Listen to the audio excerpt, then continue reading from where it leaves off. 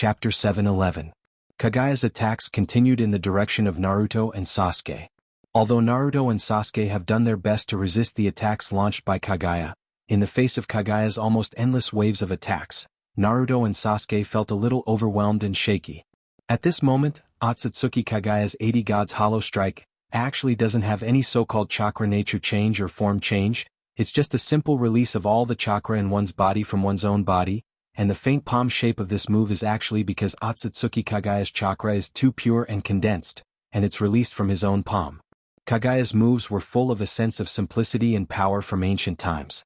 It was also such a fighting style that made Naruto and Sasuke, who have always paid attention to each other's consumption, sneak attacks, and other slightly sinister methods, somewhat unprepared. Originally, the battle between ninjas was like waving a sharp blade in the shadows to attack each other. Although it's not that there's no direct confrontation, even in a direct confrontation, any ninja will instinctively start to calculate how to achieve the greatest effect with the least consumption. But at this moment, Otsutsuki Kagaya directly used his huge power to deal a crushing blow to the enemy, like a divine weapon descending from the sky. Naruto and Sasuke have seen such an attack method on Uchiha Madara, but in such an attack method, Kagaya still has a greater advantage than Uchiha Madara. This advantage is not only from the difference in chakra reserves and physical fitness, but more importantly, it's a difference in mentality. Although Uchiha Madara once used his powerful strength to suppress the entire ninja world, after all, he was still suppressed by Senju Takuma, the first Hokage. It's not an exaggeration to say that anything Uchiha Madara does, Senju Takuma can do it, and it's even likely to do it better. Although Uchiha Madara's character is domineering and wild, there has always been someone suppressing him, which also suppressed Uchiha Madara's character to a certain extent. But Kagaya Otsutsuki is different, because Kagaya Otsutsuki himself can easily calm the raging war on the earth when he came to this world. In other words, the title of Goddess of Uno for Kagaya Otsutsuki is not just an honorific title. Kagaya Otsutsuki is a living god for the world at that time. As a true god recognized by the world, the mentality of Kagaya Otsutsuki and Uchiha Madara will naturally be very different. For Kagaya Otsutsuki, it's normal for everything in the world to submit to him. Since he's uncomfortable in his heart, he can directly show his anger and let these fools understand his horror and power. Damn it. It looks like I can't hold it anymore. The special ability of the Rikudo of the 6 paths of Rinnegan's Gekido itself is an ability to absorb the enemy's chakra into his body and use it, but the so-called absorption is not endless. The amount of chakra that can be accommodated in a person's body is actually limited. Facing the vast amount of chakra that belongs to Kagaya Otsutsuki, the amount of chakra that Sasuke can absorb at this moment has reached a limit, and even the meridians in his body have become swollen because of a large amount of chakra. From the outside, Sasuke looks extremely ferocious at this moment. Sasuke, you step back and rest for a while, I will buy you some time. Naruto has also seen that Sasuke's body has reached a limit at this moment, and immediately said to Sasuke. Sasuke and Naruto have been together for many years, and the trust between them is also beyond ordinary people. After hearing Naruto's words, Sasuke didn't say much nonsense, but directly withdrew his ability as Naruto said, and then turned directly behind Naruto. However, Sasuke didn't rest as Naruto said. Instead, he directly put his hands behind Naruto's back, and the pure chakra that he just absorbed from Kagaya's attack was also directly transferred to Naruto's body under Sasuke's control. As the first human to eat the chakra fruit, the chakra in Kagaya's body can be said to be the source of chakra in everyone's body. After the neutral and peaceful chakra was injected into Naruto's body, Naruto could clearly feel that the chakra in his body even became a lot purer because of this chakra. Naruto naturally understood Sasuke's intention to transfer such chakra into his body. Naruto immediately transferred this pure chakra directly to the 9 truth-seeking balls that were constantly rotating in front of him. The 9 truth-seeking balls swelled slightly due to the influx of a large amount of chakra. The 9 truth-seeking balls directly began to rotate at high speed under the joint energy infusion of Naruto and Sasuke, and even directly turned into the shape of a ring because of the high speed. The truth-seeking balls continued to rotate, and their size continued to increase. The ring became bigger and bigger, and it didn't take long for the ring to expand directly to the point where it almost covered the sky. The thin and large ring almost completely enveloped Kagaya's 80 Gods air attack, and the ability of the truth-seeking balls to offset energy was directly exerted to the extreme at this moment. Although Kagaya's 80 Gods air attack was very powerful, in essence, it directly crushed the enemy's attack through a large amount of chakra. Once his chakra couldn't attack the enemy or was directly offset, it was naturally meaningless. These two kids are really good, but they still chose the wrong opponent. Kaguya saw Naruto and Sasuke working together to fight against him, and even now there was a direct tie. His eyes flashed with a trace of appreciation, but after the appreciation he still felt a trace of anger. After all, as the goddess of Uno, he didn't allow anyone to damage his majesty. Although the cooperation between Sasuke and Naruto was quite effective, it was still slightly inferior to him. Chapter 7:12. Hot Dash. With a soft cry, Kaguya's chakra burst out again.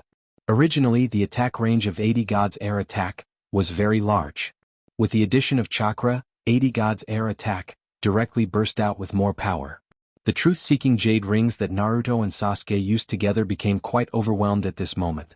The way to neutralize ninjutsu was actually very simple in principle, that is, to release the opposite amount of chakra of the ninjutsu that you want to neutralize. However, because Otsutsuki Kaguya's chakra is neutral and peaceful, Truth-Seeking Ball can only release the same amount of chakra in order to fight against Otsutsuki Kaguya. However, the combination of Naruto and Sasuke was still different from Kaguya's, because when Naruto and Sasuke fought, they actually used chakra and six paths power with obvious limitations in their bodies. But Kaguya was different. Kaguya, who swallowed the chakra fruit, could actually be said to be Jubi itself. The almost endless pure chakra also made it difficult for Naruto and Sasuke to deal with, and after Kaguya's chakra burst out again, it also broke the balance that Naruto and Sasuke worked together to create. The rotation speed of the truth-seeking jade began to decrease, and the 9 slightly expanded but still spherical truth-seeking jade were clearly visible. At this moment, the chakra in Naruto and Sasuke's bodies fell into a state of extreme exhaustion because they had to neutralize the chakra released by Kaguya. The 9 truth-seeking jade could only rely on their own characteristics to float in the sky at this moment. Even if the truth-seeking jade rings that blocked his attack directly broke, Kaguya didn't hold back at all. He directly rushed his huge chakra in the direction of Naruto and Sasuke. Looks like I can only fight with all my might. It was precisely because of Otsutsuki Kaguya's 80 Gods empty strike that such a voice sounded in the hearts of Naruto and Sasuke at the same time. Facing the threat that can lead to their own death, Naruto and Sasuke's bodies also emerged powerful forces. Bijou chakra gushed out of Naruto's body.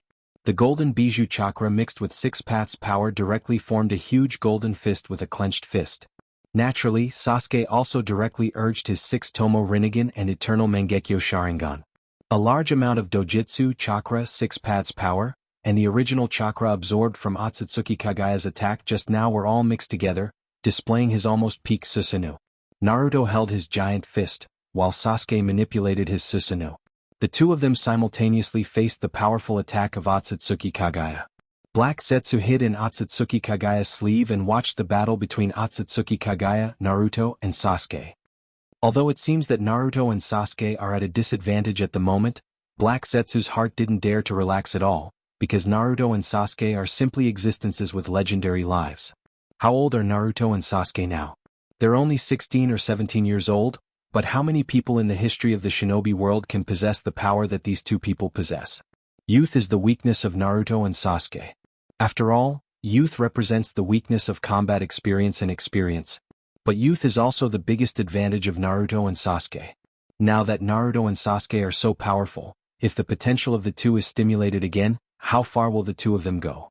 It is precisely because he knows what kind of threat Naruto and Sasuke have that Black Zetsu pays so much attention to them at this moment. And Black Zetsu has already begun to think about how to defeat these two young powerhouses if Naruto and Sasuke succeed in resisting this wave of attacks. Break for me. Facing the powerful 80 Gods Air attack, Naruto and Sasuke's hearts were full of pressure, but because of the pressure, Naruto and Sasuke's unyielding will burned again. Chakra, 6 paths power, Senjutsu chakra, and so on in their body as long as it can be called energy, were all released by Naruto and Sasuke without any restrictions. And the powerful 80 Gods Air attack also showed a small crack under the joint efforts of Naruto and Sasuke. The dike of 1,000 miles collapses because of an ant's nest. They are not afraid of causing little damage, but they are afraid that there is no way to cause damage at all. After seeing the birth of the crack, Naruto and Sasuke's eyes inevitably showed some joy, and then even their tired bodies suddenly gave birth to strength at this moment. Naruto and Sasuke looked at each other and tacitly attacked again without caring about the consumption. Crack. A crisp sound directly appeared in Naruto and Sasuke's ears. 80 Gods Air Attack was broken. The huge chakra palm was broken in an instant, and the condensed palm-shaped chakra scattered around like pieces of broken glass. In the process of scattering, these fragments directly turned into energy light spots and directly integrated into the air. Seeing that Naruto and Sasuke's joint efforts actually broke her attack directly, although Otsutsuki Kagaya's face was still cold, but in her eyes, there was an unavoidable look of astonishment. This situation was obviously beyond Otsutsuki Kagaya's expectations. Mother-sama, Uzumaki Naruto and Uchiha Sasuke got 6 pads Yang power and 6 pads Yin power respectively from Hagoromo. When the two of them cooperate to attack or do other things together, they will form a strange resonance with each other, which will increase the strength of the two people at the same time beyond each other's limits. So if you want to deal with these two people, it's better to separate them directly and defeat them one by one. Black Zetsu was hidden in Otsutsuki Kagaya's sleeve and said his judgment to Otsutsuki Kagaya. For Black Zetsu, Otsutsuki Kagaya has almost extreme trust. Seeing Black Zetsu's suggestion, Otsutsuki Kagaya thought about it and nodded, apparently agreeing with Black Zetsu's proposal. A large number of chakra condensed on Otsutsuki Kagaya's forehead. The Scarlet Rinnegan, which originally only revealed a gap, slowly opened at this moment, and a terrifying pressure came out of it. Chapter 7:13. Heaven's Defense. When the eye on his forehead was fully opened, a powerful coercion also came out of Otsutsuki Kagaya's body. The target of this coercion was not Naruto, Sasuke or Watergate standing below him, but the sky above him. Under the impact of Rinnegan of 9 Tomo, the sky was directly penetrated, and the penetrated part was like a piece of torn paper, directly swallowed by the dark hole that suddenly appeared above the sky. Naruto, Sasuke and Watergate didn't know what kind of ninjutsu the so-called Heaven's Defense was, but from the current performance, Heaven's Defense must be a ninjutsu that involves the concept of space. Perhaps because most of his energy was invested in releasing such a powerful ninjutsu as Heaven's Defense, Otsutsuki Kagaya's powerful Byakugan coercion also weakened a bit. Watergate took advantage of the weakening of the shackles on himself and rushed directly to the place where Uchiha and Sasuke were. Watergate's research on space ninjutsu is very profound, and he was directly in Uchiha Obito's Kamui space before, and he felt what kind of existence the artificially created different spaces at a close distance. Now, by observing the weak spatial energy coming from the Heaven's Defense, Shuei-min was able to determine that the Heaven's Defense contained a vast space. There is a mark of Flying Thunder God on Naruto's body, but he didn't leave it on Sasuke's body. Once they step into a large space like Heaven's Defense, they will be separated, then the space ninjutsu, Flying Thunder God Jutsu, he mastered will be their last life-saving straw. A powerful suction directly enveloped Naruto, Sasuke, Watergate and the land around them.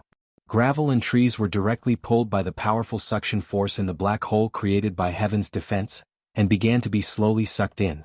The suction speed of Heaven's Defense wasn't very fast, but the people who were controlled by it felt like their bodies were injected with lead. They couldn't move at all, they could only wait for themselves to be sucked into the bottomless black hole full of mystery. No, I must leave a mark on Sasuke's body, otherwise Naruto and I have no way to deal with Otsutsuki Kagaya. In the battle just now, Watergate has fully seen the strength of Otsutsuki Kagaya herself. From the beginning to the end, Otsutsuki Kagaya only used 80 God's Hollow Attack and Heaven's Defense, 2 ninjutsu and showed her huge amount of chakra. But these 2 ninjutsu and the almost endless pure chakra already made Watergate's heart full of shock. As the ancestor of chakra, the goddess of Uno, Otsutsuki Kagaya, Watergate doesn't believe that she only has these 2 special abilities. Although his body is very heavy now, Watergate can still move his body slightly in such an environment. And Watergate found that the speed of Heaven's Defense, attracting stones and trees seems to be a little faster than the speed of absorbing people. Maybe it's because it takes a lot of power to bind the human body, and the stones and trees themselves don't have any offensive energy so there's no need to bind them. Because Heaven's Defense is not a ninjutsu, Watergate can judge the nature of Heaven's Defense by some external observations, but there is no way to fully understand the specific details of Heaven's Defense. But now these stones and trees flying faster than himself also gave Watergate an opportunity to achieve his goal. Watergate directly twisted his body slightly, trying to adjust his position with the force of the impact of the stones and trees. The hard stones directly hit his body under Watergate's prediction, and the sharp horns directly pierced into Watergate's flesh. Blood directly oozed out of the wound. Stones and trees constantly hit his body under Watergate's calculation, which also allowed Watergate to get closer to Sasuke's location. The impact of the stones and trees made Watergate's body have many large and small wounds. These wounds, deep or shallow, were constantly oozing blood. But now Watergate has no time to pay attention to his injuries, because he is still a certain distance away from Sasuke, and he and others are about to be absorbed into Heaven's defense. One more. As long as one more piece, I can get close to Uchiha Sasuke's location. Watergate turned his head and finally found a huge stone rushing in the direction of himself and Sasuke. As long as he can control the way he contacts the stone, he can rely on the huge size of the stone to directly make himself and Sasuke collide, and then engrave the mark of Flying Thunder God on Sasuke's body. 3, 2, 1. It's now.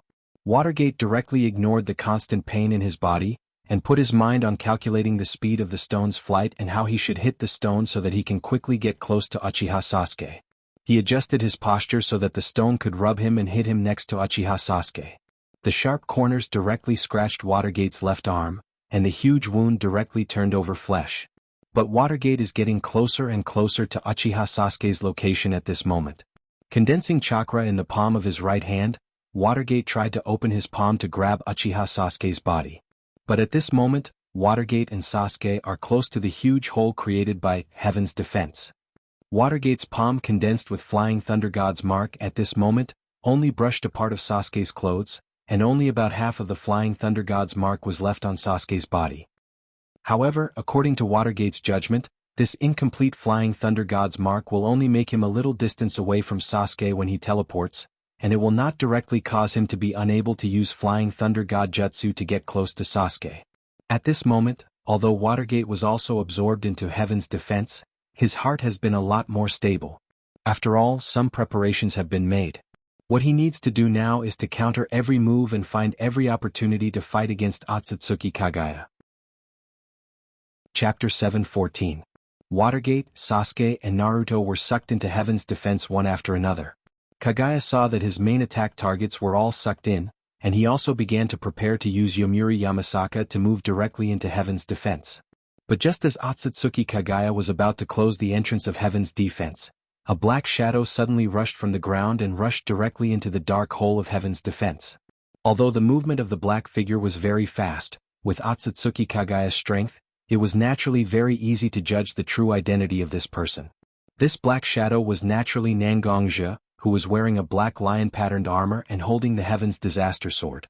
Nangongja suffered a certain injury from Kagaya's sudden attack, but at the same time, Nangongja directly escaped from the range of Kagaya's Byakugan coercion. After escaping from such a controlled range, Nangongja did not return to the battlefield again, because Nangongja was very clear that the main force against Kagaya was Naruto and Sasuke, who had 6-path Yang power and 6-path Yin power. And in his current state, even if he really returned to the battlefield, he would only be easily hit by Kagaya again. So when Nangongja regained control of his body, he immediately sat cross-legged on the ground and began to restore his internal strength and sword chi. Nangongja was still aware of everything that was happening on the battlefield.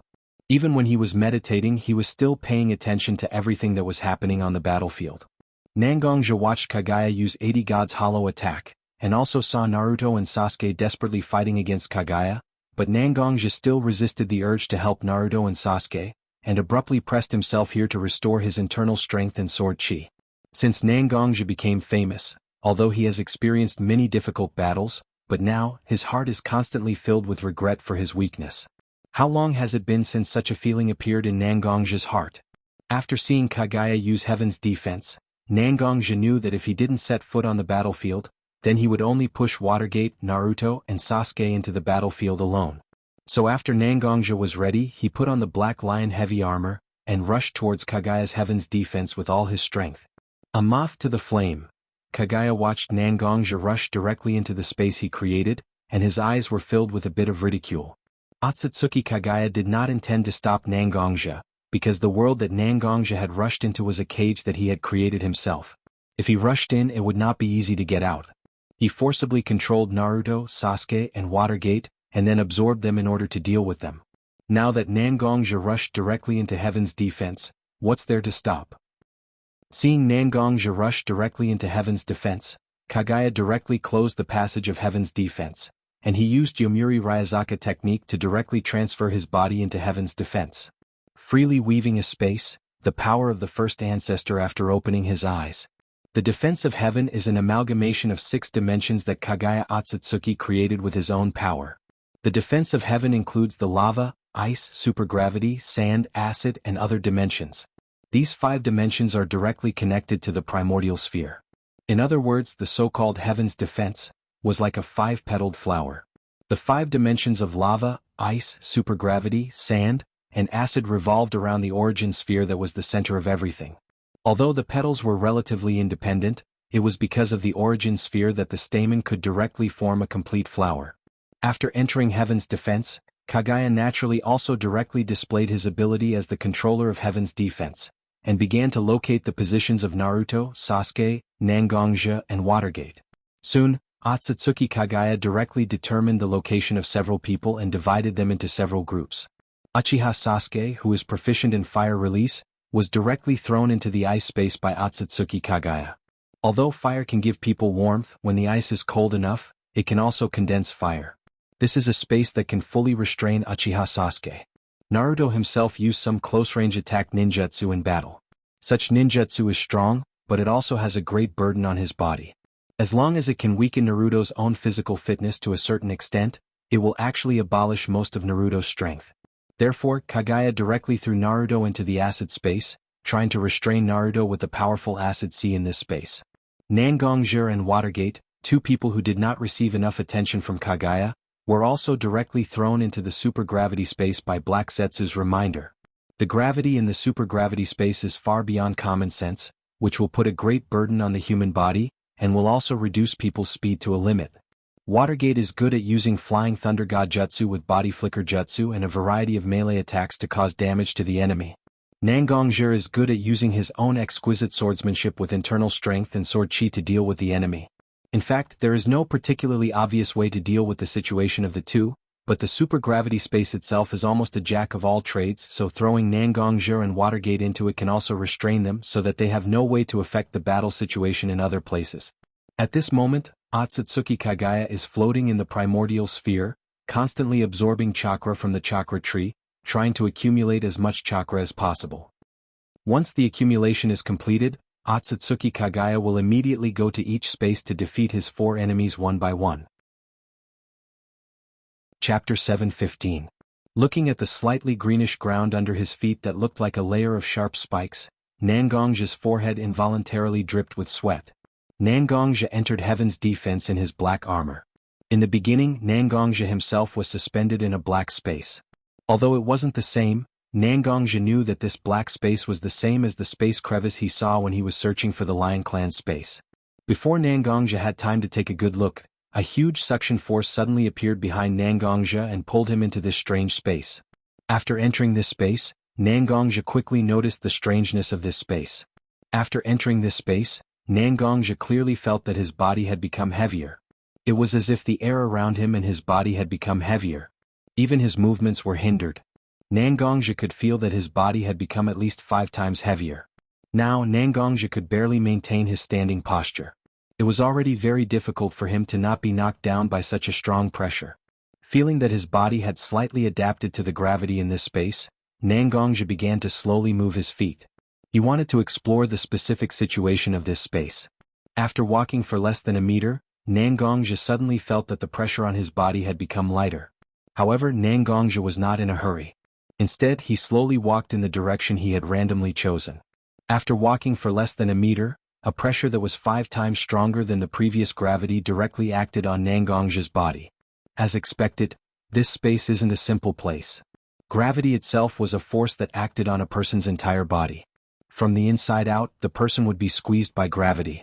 After undergoing professional training, the limit of gravity that a person could withstand was 3 times the normal gravity. Moreover, this was only bearable.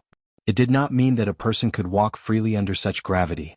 Once the theoretical limit of 3 times the normal gravity was exceeded, the human body would bleed profusely.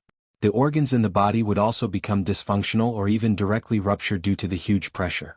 Because Nangongja had powerful strength, inner strength, and sword chi to protect his body, the fragile organs in his body were already protected. This was also the important reason why Nangongja could barely move in a space with gravity that exceeded the limit of the human body. According to the current situation, the gravity in this supergravity space was not evenly distributed. Instead, the magnitude of the gravity would change from place to place. With such a change, not to mention fighting, even the simplest of walking would be a problem. Just as Nangongja was still walking around in this supergravity space, he suddenly saw a familiar thing in a corner of the ground, the flying thunder god Kanai. This Kanai, could it be that Watergate also entered this space? Looking at the flying thunder god Kanai that was inserted diagonally into the ground, Nangongja roughly judged the trajectory of this Kanai. It was obvious that Watergate threw this Kanai at a very low point, because this Kanai was almost directly lying on the ground. This showed that when Watergate threw this Kanai, it was very likely that his body was in a relatively low position. Under what circumstances would a person be in a relatively low position? Sitting down? Or falling down? When thinking of this, Nangongja's heart became a little impatient. Although the relationship between Nangongja and Minato wasn't that close, and there were many conflicts between the two of them, both in the open and in the dark. But Watergate must not die here now. In this battle with Otsutsuki Kagaya, Watergate and Nangongja were not the main forces. Although Nangongja didn't know much, Nangongja was very clear that the relationship between Naruto and Watergate was actually closer than what they showed on the surface. Once Watergate had any problems, Naruto would directly lose control. The battle has never been about whose voice is louder, whose face is more ferocious. What can really bring victory is a calm heart and a concentrated spirit. Once Watergate had any problems, as a child of Watergate, Naruto would definitely directly lose his calmness in his heart. They were already at a disadvantage when facing Kagaya Otsutsuki. In terms of strength, they couldn't pose much of a threat to Kagaya Otsutsuki. The more they were at a disadvantage, the more they had to remain calm. Otherwise, they wouldn't even have room to resist and would be defeated directly. Nangongja almost broke out of his strength, moving towards the position where he judged Watergate to be. It didn't take long for Nangongja to directly see Watergate's iconic medium-length golden hair. At this moment, Watergate's body was covered with large and small wounds, lying face down on the ground. The wounds on Watergate's body were bleeding a lot due to the gravity, and scarlet blood flowed directly from Watergate's body to the ground. Although a ninja's physical fitness was far superior to ordinary people, it was more reflected in their recovery ability and strength.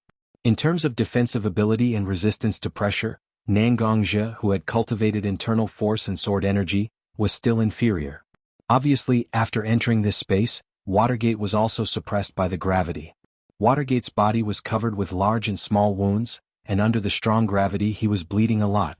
Due to the large amount of blood loss, coupled with the huge pressure on his body due to the effect of gravity, Minato's body could only fall directly here, and the flying thunder god Kanai in his hand was also directly thrown away.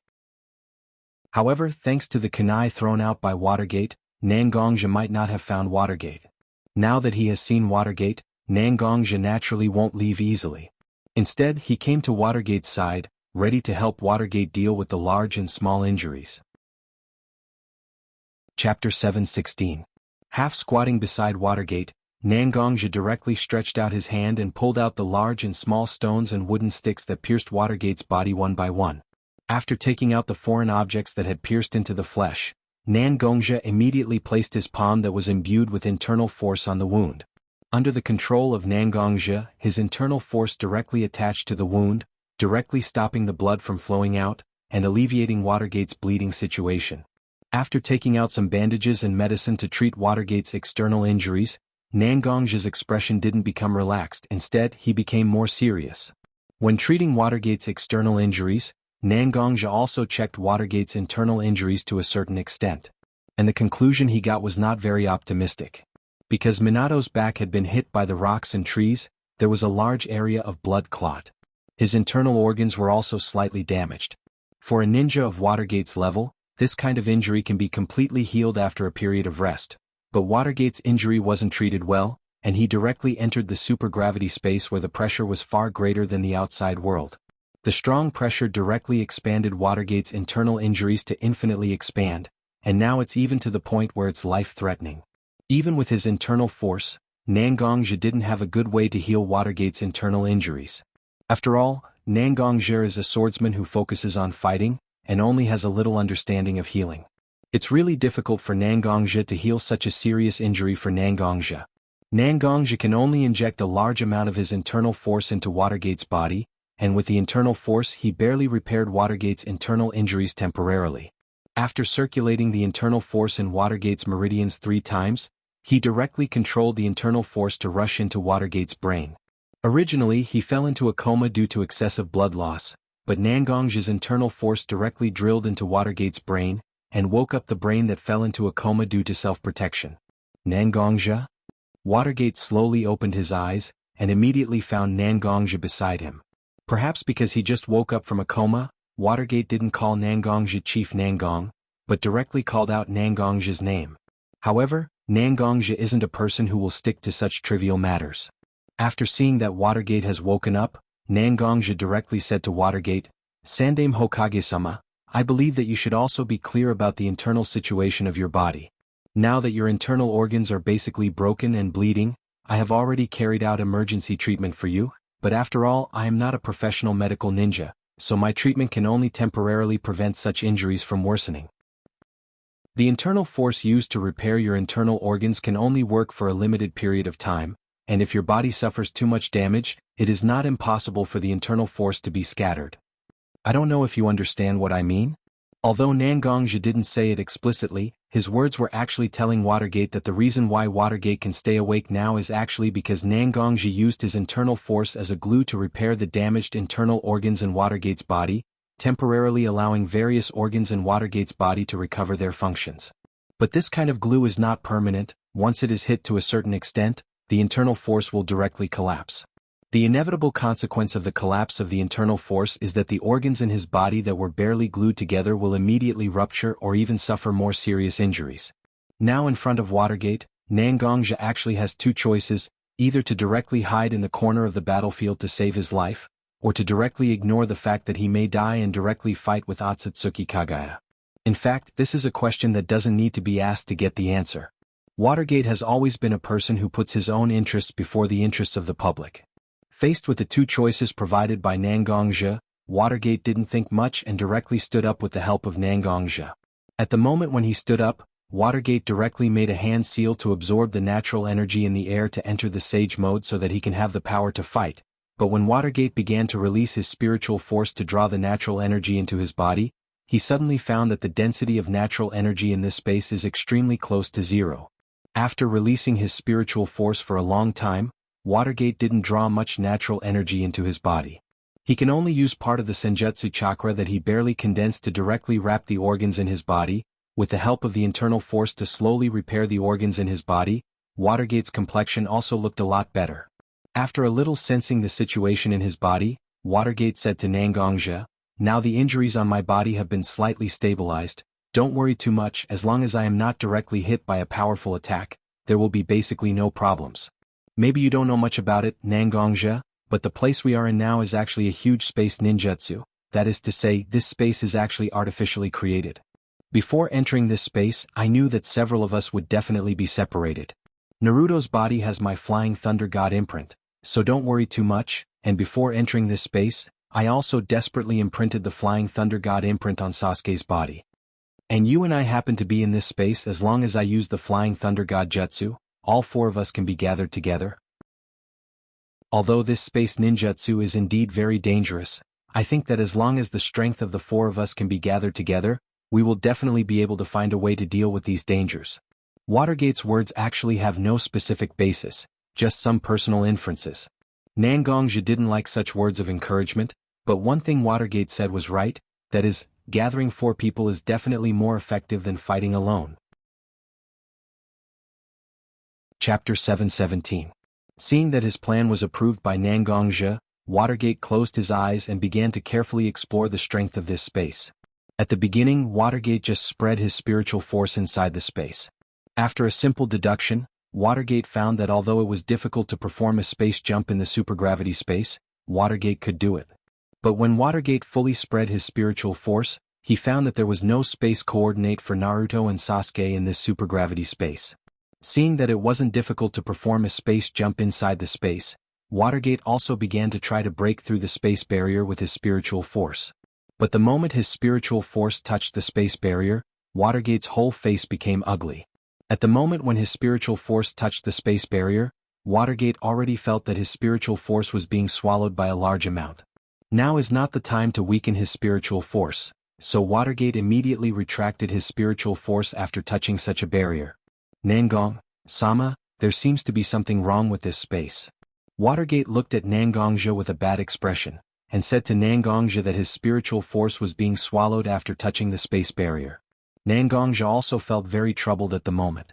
After all, in the ninja world, Watergate can be said to be one of the most proficient ninja in space ninjutsu, but even such an existence still thinks that the current situation is very tricky, which made Nangongja quite a bit unprepared. There is a barrier that can swallow spiritual force? If there is no way to use spiritual force, then the Flying Thunder God Jutsu can't be used. This is really... Yandame-sama, I know that you have an extremely deep understanding of space ninjutsu, but I don't know how we can leave this space and find Naruto and Sasuke. Hearing Nangongja's question, Watergate also began to think carefully. After all, whether it is Watergate or Nangongja, both of them are people who dare to face challenges. Although such a problem is tricky, they can always find a solution. This is the confidence of Watergate and Nangongja as strong people. Although this spiritual barrier is very strong, it's not impossible for me to break through it if I don't care about the consumption.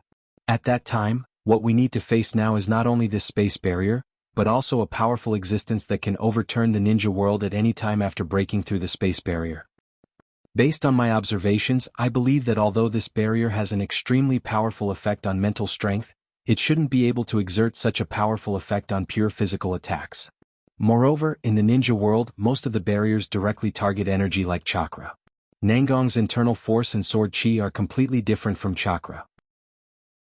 Once you can directly attack the space barrier, I believe that it will be able to greatly weaken the space barrier, and even drill a small hole in the space barrier, allowing us to directly leave this space. Watergate's words are indeed very reasonable. After all, internal force cultivators have been declining in the ninja world for many years, and even in the era when internal force cultivators were prosperous, there were very few people who could cultivate sword chi. How can there be a barrier in the ninja world that can specifically target the internal force and sword chi used by Nangongja? Directly attack the space barrier?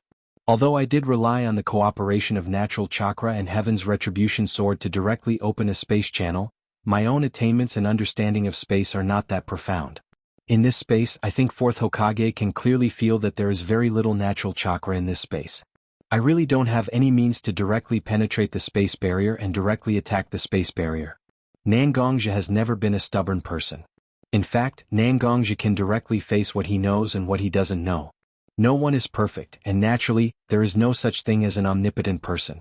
If you have a weakness, you should face it well instead of trying to cover it up. About this, I actually thought about it. Looking at Nangongja, Watergate seemed to have found a solution without thinking. Of course, Watergate has a very comprehensive understanding of Nangongja. In the beginning, Nangongja lived in Woodleaf Village for a long time. Even if Nangongja didn't do anything to harm the interests of the village, as the leader of Woodleaf Village, Watergate will naturally do a thorough investigation. Nangongja has been active in the ninja world as a Woodleaf Village ninja for a long time. Naturally, Woodleaf Village has a very deep understanding of Nangongja's personal temperament. After that, although Nangongja's whereabouts are mysterious, basically every time Nangongja makes a move, there will be a Woodleaf Village ninja around Nangongja, so some of Nangongja's moves are also recorded by Woodleaf Village ninja. Woodleaf Village's comprehensive evaluation of Nangongja is a strong person with internal force and sword energy, unparalleled in close range, difficult to defeat in medium range, and has the possibility of self-defense in long range. And Watergate, as a ninja proficient in spatial ninjutsu, naturally conducted a certain degree of investigation on Nangongja's mysterious whereabouts. Watergate found that to maintain such a fast movement, only a space-type ability can support it. So after a series of investigations, Watergate discovered that Nangongja seems to have the ability to open a space channel from clues. After all, now is the time for a joint battle. Nangongja is not ready to directly fall out with Watergate. His spatial ability has too many loopholes, so Nangongja deliberately exaggerated one of his weaknesses to gain Watergate's trust, or to let Watergate feel at ease and set it to Watergate. A really good lie is never a pure lie. The best lie is half true and half false, or even 90% true and 10% false. Because even 90% of the truth is far less dangerous than a 10% lie that can be covered up and distorted. Is Nangong's space jump really that big of a limitation?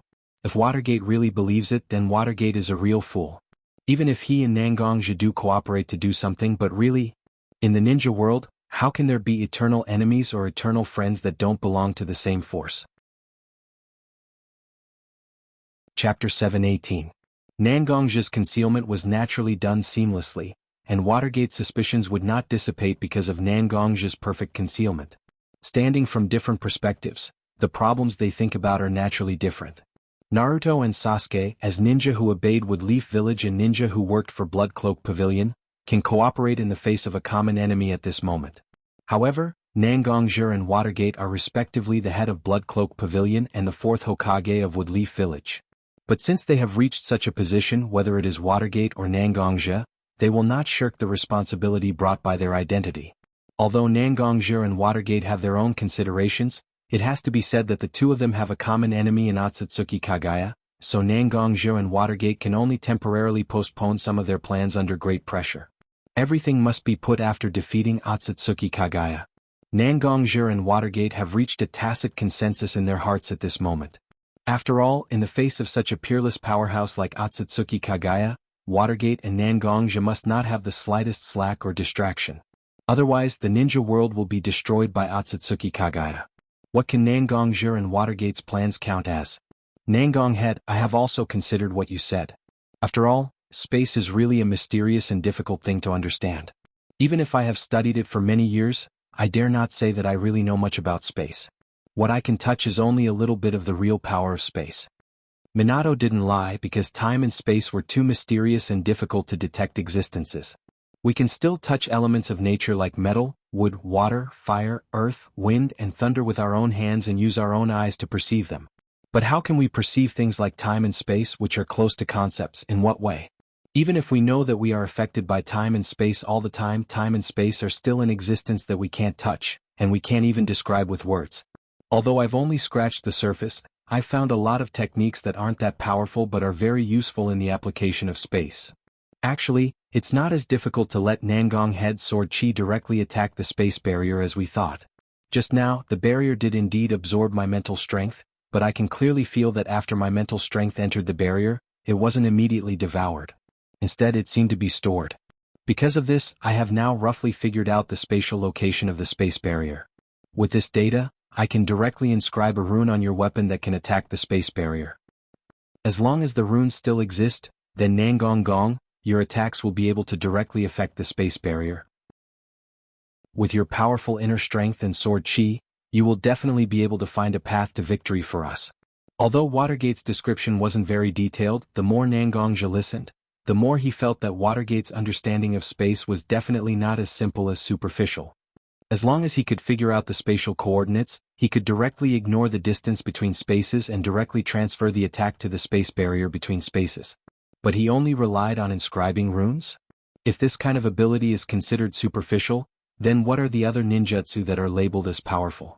Nangongja naturally cherished his god's disaster sword very much. Watergate's so-called inscribing of Nangongja wasn't sure if it would directly damage the sword. Nangongja had always believed that the god's disaster sword had its own sword soul. If he wanted his sword to be truly sharp, the first thing he had to do was to respect his sword, and then respect his own dignity as a swordsman. Therefore, Nangongja directly opened his hand. Sword chi and internal strength continuously condensed in his palm. A small sword about 3 inches long and 2 fingers wide formed by interweaving sword chi and internal strength directly floated in Nangongja's hand. Void sword condensation. This was an ability that Nangongja had never displayed before.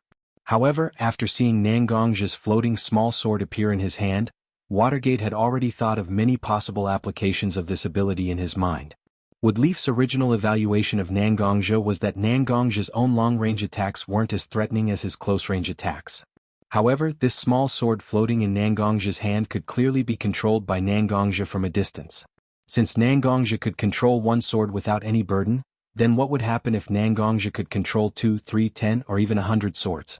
The subtle competition between Watergate and Nangongja was constantly revealing the trump cards that they had deliberately left behind. However, no matter if it was Nangongja or Watergate, they didn't have a trace of regret in their hearts. After all, a war might really break out between the two of them in the future. Since that was the case, They had to leave a shadow in each other's heart and let each other know how difficult it was to deal with them. Only a fool would pretend to be a pig to eat a tiger, because the consequences of pretending to be a pig to eat a tiger might really be that of a pig. Therefore, Watergate and Nangong's choice was to win the psychological war even if they had to reveal their trump cards. This was the best strategy in war. Of course I can do that. Although Watergate was shocked, he was still able to perfectly control his expression. At this moment, whether it was Watergate's eyes or his expression, he had a gentle attitude, even though Watergate's heart had become extremely cold. Nangongja looked at Watergate. Although he couldn't see anything from his face and eyes, Nangongja was very clear that Watergate's heart couldn't be so calm at this moment. He stretched out his hand and handed the small sword that was condensed from his internal strength and sword chi to Watergate. Watergate directly stretched out his finger and gently placed it on the blade of the small sword. His finger seemed to tremble slightly, and the sharp sword chi on the small sword directly cut a thin wound on Watergate's finger. The wound wasn't very big, but blood constantly flowed out from it. Watergate didn't care about the deep wound on his hand. Instead, he directly injected his chakra into his blood. Then, on the small sword in Nangongja's hand, he wrote a rune that was similar to the Flying Thunder God's kunai, but more complicated. Chapter 719. Although the runes were cumbersome, Watergate himself had deep attainments in spatial runes and sealing techniques, so Watergate engraved them very quickly. The blood-containing chakra was directly engraved by Watergate on the small sword in Nangongja's hand, and the piercing chill emitted from the small sword made Watergate more serious. His fingertips danced, and finally Watergate made the last stroke. When the last rune was completed by Watergate, all the runes engraved by Watergate's blood began to surge. The runes influenced and cooperated with each other, and the mysterious and unpredictable spatial aura was directly transmitted from this small sword. After several changes in their combination, all of the runes suddenly emitted a dazzling red light, and then directly melted into the small sword. A trace of blood-colored silk directly appeared in the small sword. The original azure small sword and the scarlet silk that filled the inside of the small sword at this moment formed a strange and unique beauty. Chief Nangong, I have already transmitted the spatial coordinates into this sword. However, the spatial coordinates may not be that accurate, so I hope that you can expand your attack range as much as possible. At the same time, you have to ensure the strength of your attack. After all, Watergate only relied on his own psychic power that had not dissipated to determine the specific location of the spatial barrier, but what kind of state the spatial barrier was, whether it was Watergate or Nangongja, they actually didn't know, so what Nangongja and Watergate could do was to expand the attack range as much as possible to ensure that they could really hit the spatial barrier. I understand. Hearing Watergate's words, Nangongja also quickly understood the meaning of Watergate. Although he and Watergate had more or less some disputes, the priority now was to defeat Otsutsuki Kagaya, otherwise, everything would be impossible. Nangongja slightly lifted the small sword in his hand, and the other hand made a sword finger, and the fingertips were facing the small sword in his hand. A trace of small sword energy directly gushed out from Nangongja's fingertips. In order not to destroy the runes engraved by Watergate on the small sword, Nangongja did not let the sword energy directly supplement the small sword, but directly let the sword energy surround the small sword. The small sword energy was too thin, so it looked a bit bright white. Just like 100 birds paying homage to a phoenix, the small sword that was condensed from sword chi and inner strength seemed to be filled with a kind of attraction to the small sword chi. The sword chi lingered on the small sword, adding a beautiful bright white ribbon to the small sword. Nangongja nodded to Watergate as if to tell Watergate that he was ready. For Nangongja's means, Watergate didn't understand it very well, but the dangerous aura from the small sword and the white ribbon was real. Watergate could clearly feel how dangerous the small sword and the bright white ribbon were. If it really had a strong power as strong as his perception, it was not impossible to drill a hole in the spatial barrier. Go! Nangongja gently lifted the small sword in his hand and wrapped his inner strength around the small sword. He pointed his sword forward and the small sword was propelled forward by his inner strength. Even in the supergravity space, the increased gravity did not affect the flying speed of the small sword at all. The small sword flew faster and faster in the air, and the rune that Watergate carved with his own blood in the small sword seemed to be affected by the speed. The red light became more and more dazzling. When the red light reached its peak, it directly covered the entire small sword. With a flash of light, the small sword completely disappeared from the space. Although he couldn't see where the small sword flew to, Nangongja could still rely on the connection between him and the small sword to sense that the small sword was being guided by the blood mark in his body to a place quickly. After the small sword was no longer bound by the supergravity space, it seemed to have become faster. In just a moment, Nangongja could clearly sense that the small sword was infinitely close to the target. As the small sword flew slower and slower, Nangongja finally reached the peak of this feeling, and the feeling in his heart became stronger and stronger. Nangongja directly formed a hand seal that was different from the ninjutsu hand seals in front of his chest, and softly shouted, "Explode!" Although he didn't know how far away the small sword was, the moment Nangongja issued his command, the sword energy and internal force inside the small sword began to attack each other. The internal force was neutral and peaceful, while the sword energy was sharp and overbearing. These two things were very different in nature. When Nangongja was in his body, Nangongja could rely on his own spiritual force to maintain the balance between the two, and even make them promote each other. But once Nangongja completely withdrew his spiritual force and deliberately broke the balance between the two, the sword energy and internal force began to attack each other. A large amount of energy collided with each other, and the power caused by such a collision was difficult to estimate. Finally, the bright white ribbon condensed by Nangongja's small sword energy dispersed again at this moment, turning back into small sword energy. These sword energy continued to divide into shorter and denser sword energy. The ribbons that were originally wrapped around the small swords had now become short but upright filaments that directly wrapped around the small swords that were slightly deformed due to the constant collisions within them. Finally, the internal force and sword energy in the small sword seemed to have reached the limit of the conflict between them, and Nangongja's spiritual force left in the small sword could no longer restrain such an impact. Like a balloon exploding, the balloon with the small sword as the inside and the sword energy as the outer layer directly exploded.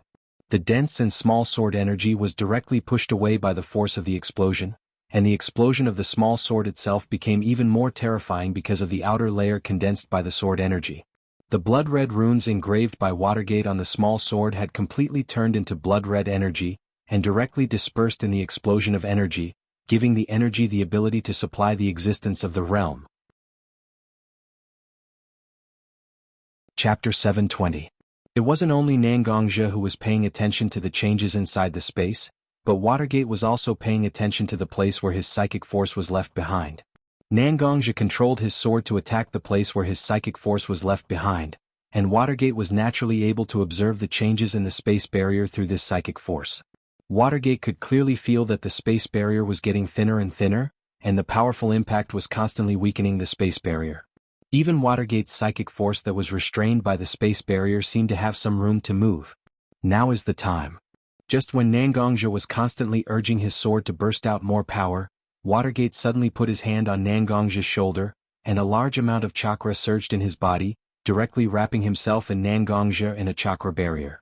Nangongja and Watergate's figure flashed, and directly appeared in the dark space gap where Nangongja was temporarily sucked into the defense of heaven. A somewhat transparent crimson crystal barrier directly appeared in the sight of Nangongja and Watergate.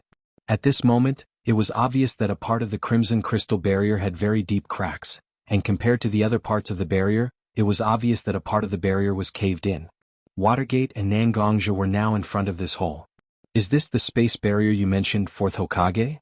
Nangongja looked at the crimson crystal barrier and asked Watergate, who was standing beside him. Watergate's eyes were also filled with a faint blurriness at this moment. As a ninja proficient in space ninjutsu, the space gap and the space barrier in front of him at this moment were too attractive for Watergate. If he had enough time, he would definitely be able to study a lot of precious knowledge that he had never touched before. But unfortunately, Watergate didn't have enough time. With a little disappointment in his eyes, Watergate said to Nangongja, "Yes, this is the space barrier we need to break. When we were in the gravity space before, this space barrier was very intact, so I couldn't directly move the two of us directly into such a space gap. But thanks to your attack, Nangongja, a gap appeared in such a space barrier, so I can directly come into this space gap to observe the situation of the space barrier at close range, and then make the corresponding strategy." After getting Watergate's confirmation, Nangongja looked at the broken space barrier and said to Watergate, "What do you want me to do now, attack again to break this space barrier?" Watergate heard Nangongja's question, shook his head and said to Nangongja, "Nangongja, please don't be impatient. With the strength of you and me, although it is quite difficult to break such a space barrier, it is naturally possible to do it together." But what we are facing now is not a space barrier that is natural. This space barrier is built by our enemy Kagaya Otsutsuki. Once we really break the space barrier so simply and violently, then Kagaya Otsutsuki is likely to be able to sense what is happening here and make preparations in advance. At that time, we will inevitably fall into a passive position, but if we think about it in reverse, we may be able to directly penetrate such a space barrier in a more secretive way and then enter the core of this space, then we will be the ones with the advantage. Hearing Watergate's words, Nangongja also understood Watergate's plan. After all, Kagaya Otsutsuki is more powerful than the four of them combined. If you want to win against the strong, the most important principles to abide by are to be bold, careful, and hide your true intentions and even your own existence as much as possible under any circumstances. In that case, I have a general idea. Since he agreed with Watergate's plan, Nangongja naturally began to think about how to break through such a space barrier. Nangongja's eyes swept through some cracks that still have sword chi and internal force raging. Suddenly, his eyes moved and he said to Watergate, "Through what happened just now, we have been able to find that such a space barrier has a very high resistance to chakra and mental power, but it doesn't have much defensive ability against the sword chi and internal force that I can mobilize. We can directly wrap ourselves in internal force like now, and use the sword chi as a drill to directly attack the weak part of the space barrier. In this way we have a high possibility of directly penetrating such a space barrier. What Nangongja can see, Watergate can naturally see. Therefore, Nangongja is very clear in his heart that Watergate wants him to stand up and take on the task of breaking through the space barrier. Breaking through the space barrier will naturally greatly weaken Nangongja's internal force and sword chi. This is also Watergate's insurance for himself, an insurance that Nangongja can't refuse. This was a blatant conspiracy. We need to break through the space barrier, and the only person who can break through the space barrier is you. After breaking through the space barrier, you will have to consume a lot of energy. Your consumption is a very good thing for me. For the future of the shinobi world and your own ambitions, you have to become a knife in my hand and be my vanguard."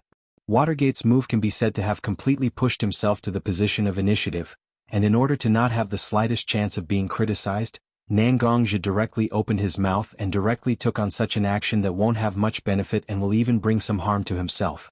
Just like what he said before, Nangongja had no reason to refuse. After hearing Nangongja's words, Watergate looked at Nangongja apologetically, and then said to Nangongja, "In that case I'll have to trouble you, Nangongja."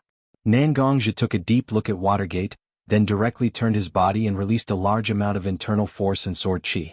The internal force condensed into a ball that wrapped himself and Watergate in it, and the sword chi directly turned into a huge drill that directly attached to the front of the ball. Chapter 721. Although Watergate did put some effort into this matter, there is no way for him to avoid it. After all, Nangongja still has his own responsibilities and obligations behind him, pushing him to fight against a powerful existence like Kagaya. Nangongja's body constantly rushed out of his body, and the kenki constantly converged on the tip of the drill that Nangongja just created. With the continuous integration of the kenki, the drill also became harder and sharper. "Fourth Hokage, get ready, I'm going to go directly." After Nangongja reminded Watergate, he didn't wait for Watergate's response and directly urged the internal energy in his body. The sphere that was formed by internal energy, including Nangongja and Watergate, also began to rush in the direction of the crimson crystal wall under Nangongja's control. Although Nangongja didn't give Watergate enough time to adjust his body after reminding him, but after all, Watergate is also a powerful existence who stands at the peak of the ninja world, and even has one foot in the peak of the ninja world. Such a simple operation like stabilizing his body is completely possible for him. After attaching chakra to the soles of his feet, Watergate adjusted his body a little, and directly stood in the sphere of internal energy like Nangongja. No matter how the sphere accelerated and rotated, Watergate still remained motionless. Soon, Nangongja used his internal energy and kenki to create a drill directly connected with the crimson crystal wall. Under Nangongja's control, the sharp drill condensed by kenki directly pierced into Nangongja's largest and deepest crack. After the drill completely penetrated into the crack, the kenki that originally looked like a drill also began to rotate under Nangongja's control. In the process of rotating, the kenki began to rush out of the drill's shackles and began to cut the crimson crystal wall around it. At first, it was a difficult task for the small kenki to cooperate with the drill to cut the crystal wall. But soon Nangongja seemed to have found a way. The angle of the kenki cutting the crystal wall was no longer straight, but with a slight curve. The crystal wall itself was transparent, but Nangongja seemed to have discovered the texture contained in the transparent crystal wall, and with a very small amount of Kenki, he could directly cut the hard crystal wall. However, this huge crimson crystal wall was located in a space crack after all. In the past, when Nangongja was looking for the Lion Clan's alternate space, he had drifted through a space crack. Even now, Nangongja's heart was filled with lingering fear when he recalled the danger at that time. The current Nangongja was naturally much stronger than before, but in the face of an existence like the realm that was beyond the understanding and touch of ordinary humans, Nangongja's heart was filled with an indescribable awe. Humans were often the most courageous when they were at their most ignorant. This was because ignorance would make people unable to perceive the dangers hidden in the things they faced. Since they couldn't see the dangers, they naturally wouldn't become afraid. But when a person's cognition became richer and richer, and they were able to observe the things they faced from all angles, the irresistible fear or awe would directly devour the courage hidden in their hearts. Nangongja was naturally the same. After so many years of ups and downs in the shinobi world, Nangongja was down and out, Nangongja was glorious, and now Nangongja was in control of a force that couldn't be ignored in the shinobi world, the Blood Cloak Pavilion, and became an existence that even the 5 great shinobi villages of the shinobi world had to face. At this moment, Nangongja was once again facing the space crack that he once wandered through. The awe in his heart was even more intense. This was also why Nangongja was so careful to control his Kenki and internal force so that he could complete what he needed to do with the least consumption. The space crack wasn't a playground for children. As long as there was a negligence, it was likely to lead to extremely serious consequences. Nangongja and Watergate weren't afraid of death, but their own death would cause chaos to an organization, a force, a country, and even the shinobi world. Such consequences naturally made Watergate and Nangongja have to be very careful and cautious. The crimson crystal wall was penetrated little by little. Finally, with a crisp sound, Nangongja drilled a small gap in the crimson crystal wall. On the opposite side of the gap was a black space crack that was also shrouded in darkness, but Watergate's face showed a little joy. This must be the core of the so-called spacetime ninjutsu Heaven's Defense, that Otsutsuki Kagaya mentioned. Although this space crack is similar to the previous one, it contains a larger space force. As long as this space force is used, it can easily complete the jump between spaces. And here, I can clearly sense the mark of Flying Thunder God that I deliberately left on Naruto and Sasuke. Gently closing his eyes, Watergate directly unfolded his spiritual force and carefully observed the space crack around him. Using his spiritual force to capture a part of the space energy, Watergate's hands began to quickly form hand seals. Usually, when Watergate used the Flying Thunder God Jutsu, if it was a short distance, he didn't need to form hand seals at all. If it was some advanced ninjutsu that was extended from the Flying Thunder God Jutsu, he would need to form hand seals 2 or 3 times to guide the chakra. But this time, Watergate's hands were constantly forming hand seals. According to Nangongja's statistics, Watergate formed at least 20 hand seals in this very short time, and most of them were not conventional hand seals used to perform ninjutsu. Nangongja wasn't a ninja who practiced chakra and performed ninjutsu in the conventional sense. Although Nangongja was very clear about the common sense of ninja, he wasn't a ninja after all, so he didn't have the ability to judge the nature of a ninjutsu from the combination of ninja hand seals and non-conventional hand seals. But the more hand seals, the longer the preparation time, the more powerful a ninjutsu can be. Now that Watergate had prepared a ninjutsu for such a long time, naturally, it wouldn't be a bad product. Chapter 722. Reverse Flying Thunder God Jutsu. Finally, after preparing for a long time, Watergate ended his fingers flying up and down, and the name of the ninjutsu that he had been brewing for a long time was also said by Watergate. It's just one more word than the Flying Thunder God Jutsu that Watergate has always used, but the extra word has extraordinary significance. The principle of the Flying Thunder God Jutsu is that the caster directly transfers his body to the location set by himself through the relevant theory of space jump. Later, after a series of improvements, Watergate developed the Flying Thunder God Guide, which is a way to set up a barrier on the Flying Thunder God Kunai, and then wrap the energy in it to transfer it. But the Flying Thunder God Guide can only transfer energy, and the location of the transfer can't be too far away, otherwise the transfer is likely to fail. In other words, in fact, the Flying Thunder God Guide is an incomplete version of the reverse Flying Thunder God Jutsu that Watergate is using now.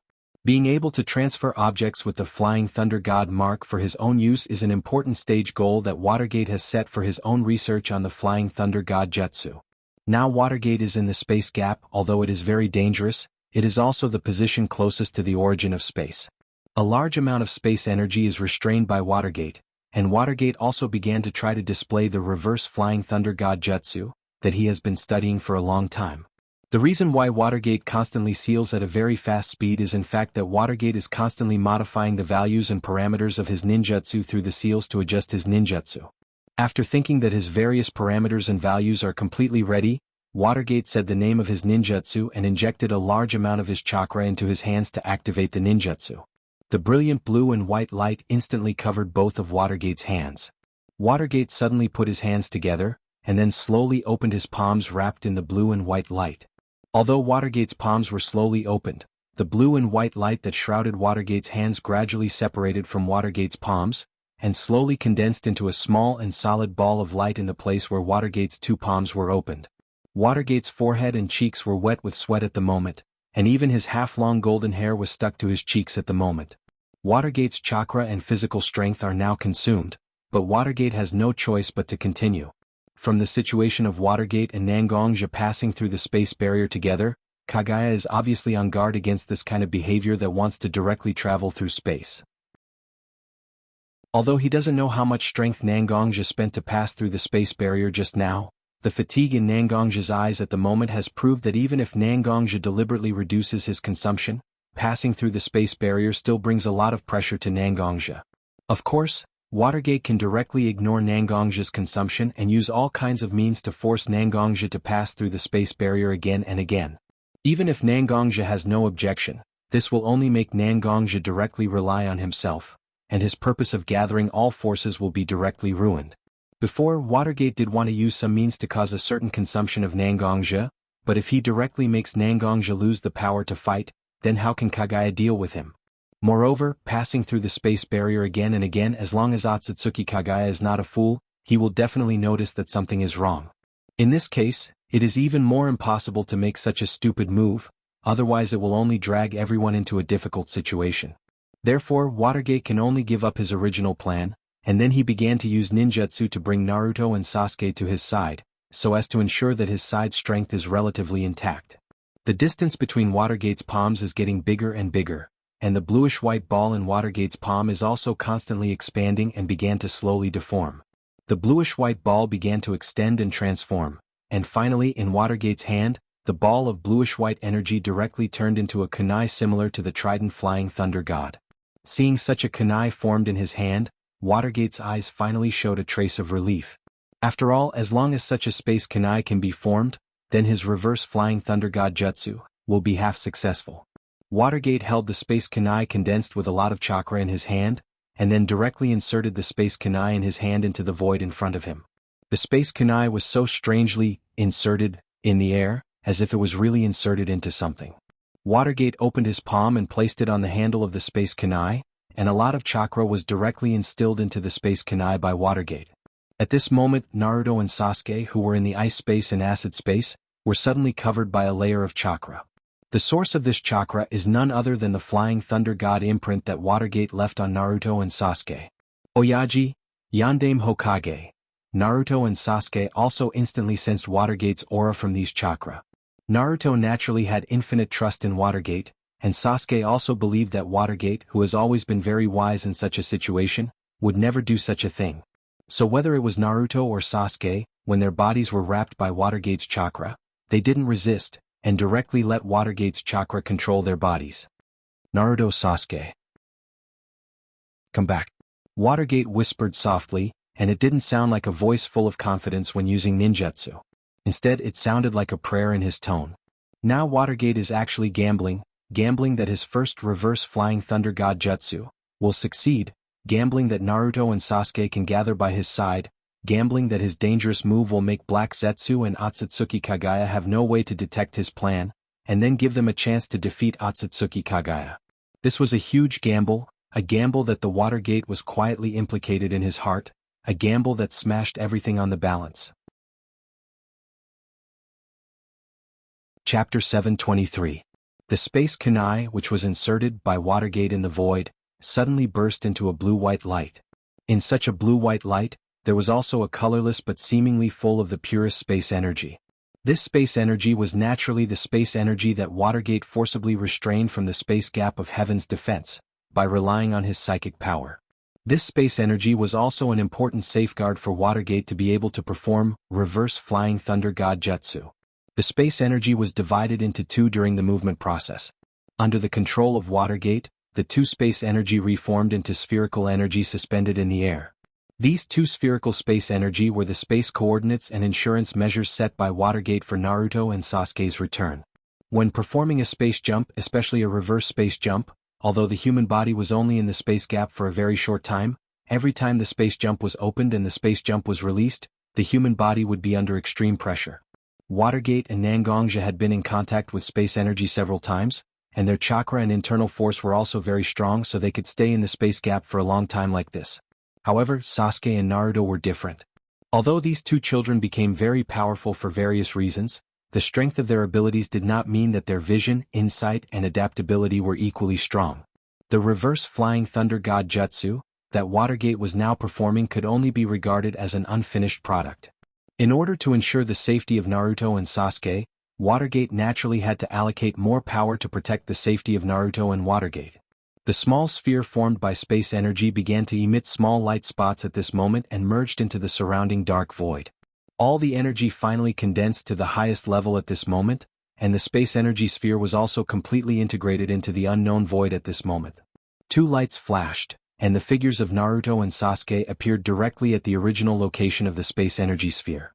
The blue-white space kunai that was originally inserted into the void by Watergate also dissipated at this moment. Watergate forcibly suppressed his physical fatigue and raised his head to look at Naruto and Sasuke, who he summoned using the reverse flying thunder god jutsu. Naruto's condition was good.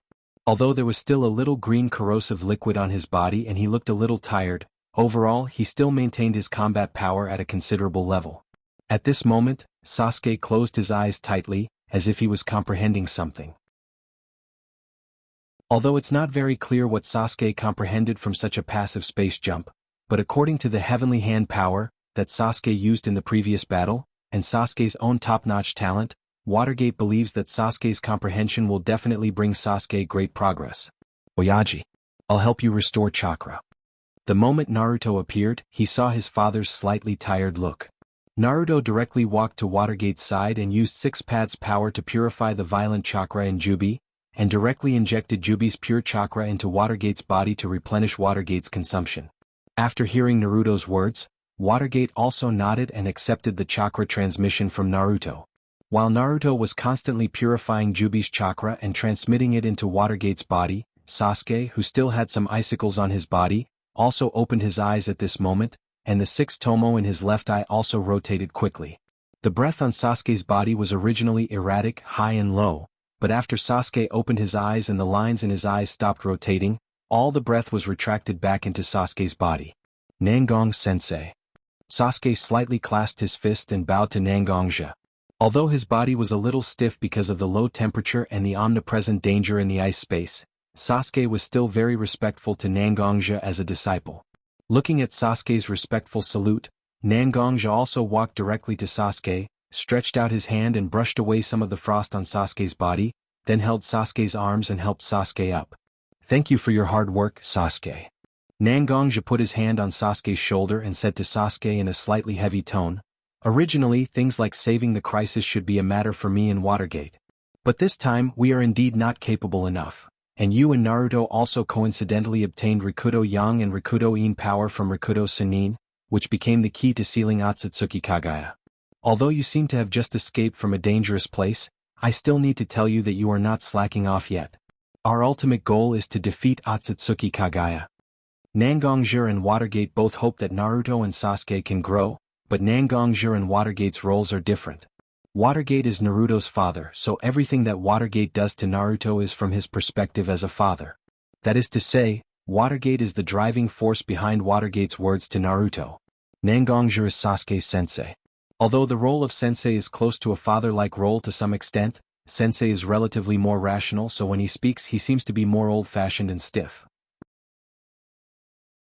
Sasuke just wanted to say something, but when his mouth opened slightly, Nangonja directly unsheathed the sword in his hand and said to Sasuke, "Although you and Naruto are the main forces against Otsutsuki Kagaya, I won't let the two of you charge in front while I watch from the sidelines. As your sensei, I will do my best to pave the way for you. Otherwise, the sword in my hand will laugh at me." Hearing Nangonja's words, Sasuke abruptly swallowed some of the words he just wanted to say to prove his determination. His sensei is still his sensei. Even though Nangonja's character has more or less changed over the years, Nangonja's unbending kendo will always be the backbone of Nangonja's body. Chapter 724. After exchanging a few words with each other, Naruto, Sasuke, Watergate, and Nangonja also began to seize the time to restore the energy in their bodies and nourish their spirit. After all, the experience just now has more or less affected the state of the four of them. For the upcoming battle, they must seize every minute and second to maintain their best state. But whether it's Naruto, Sasuke, Watergate, or Nangonja, they know very well that it's impossible for them to get enough time to recover.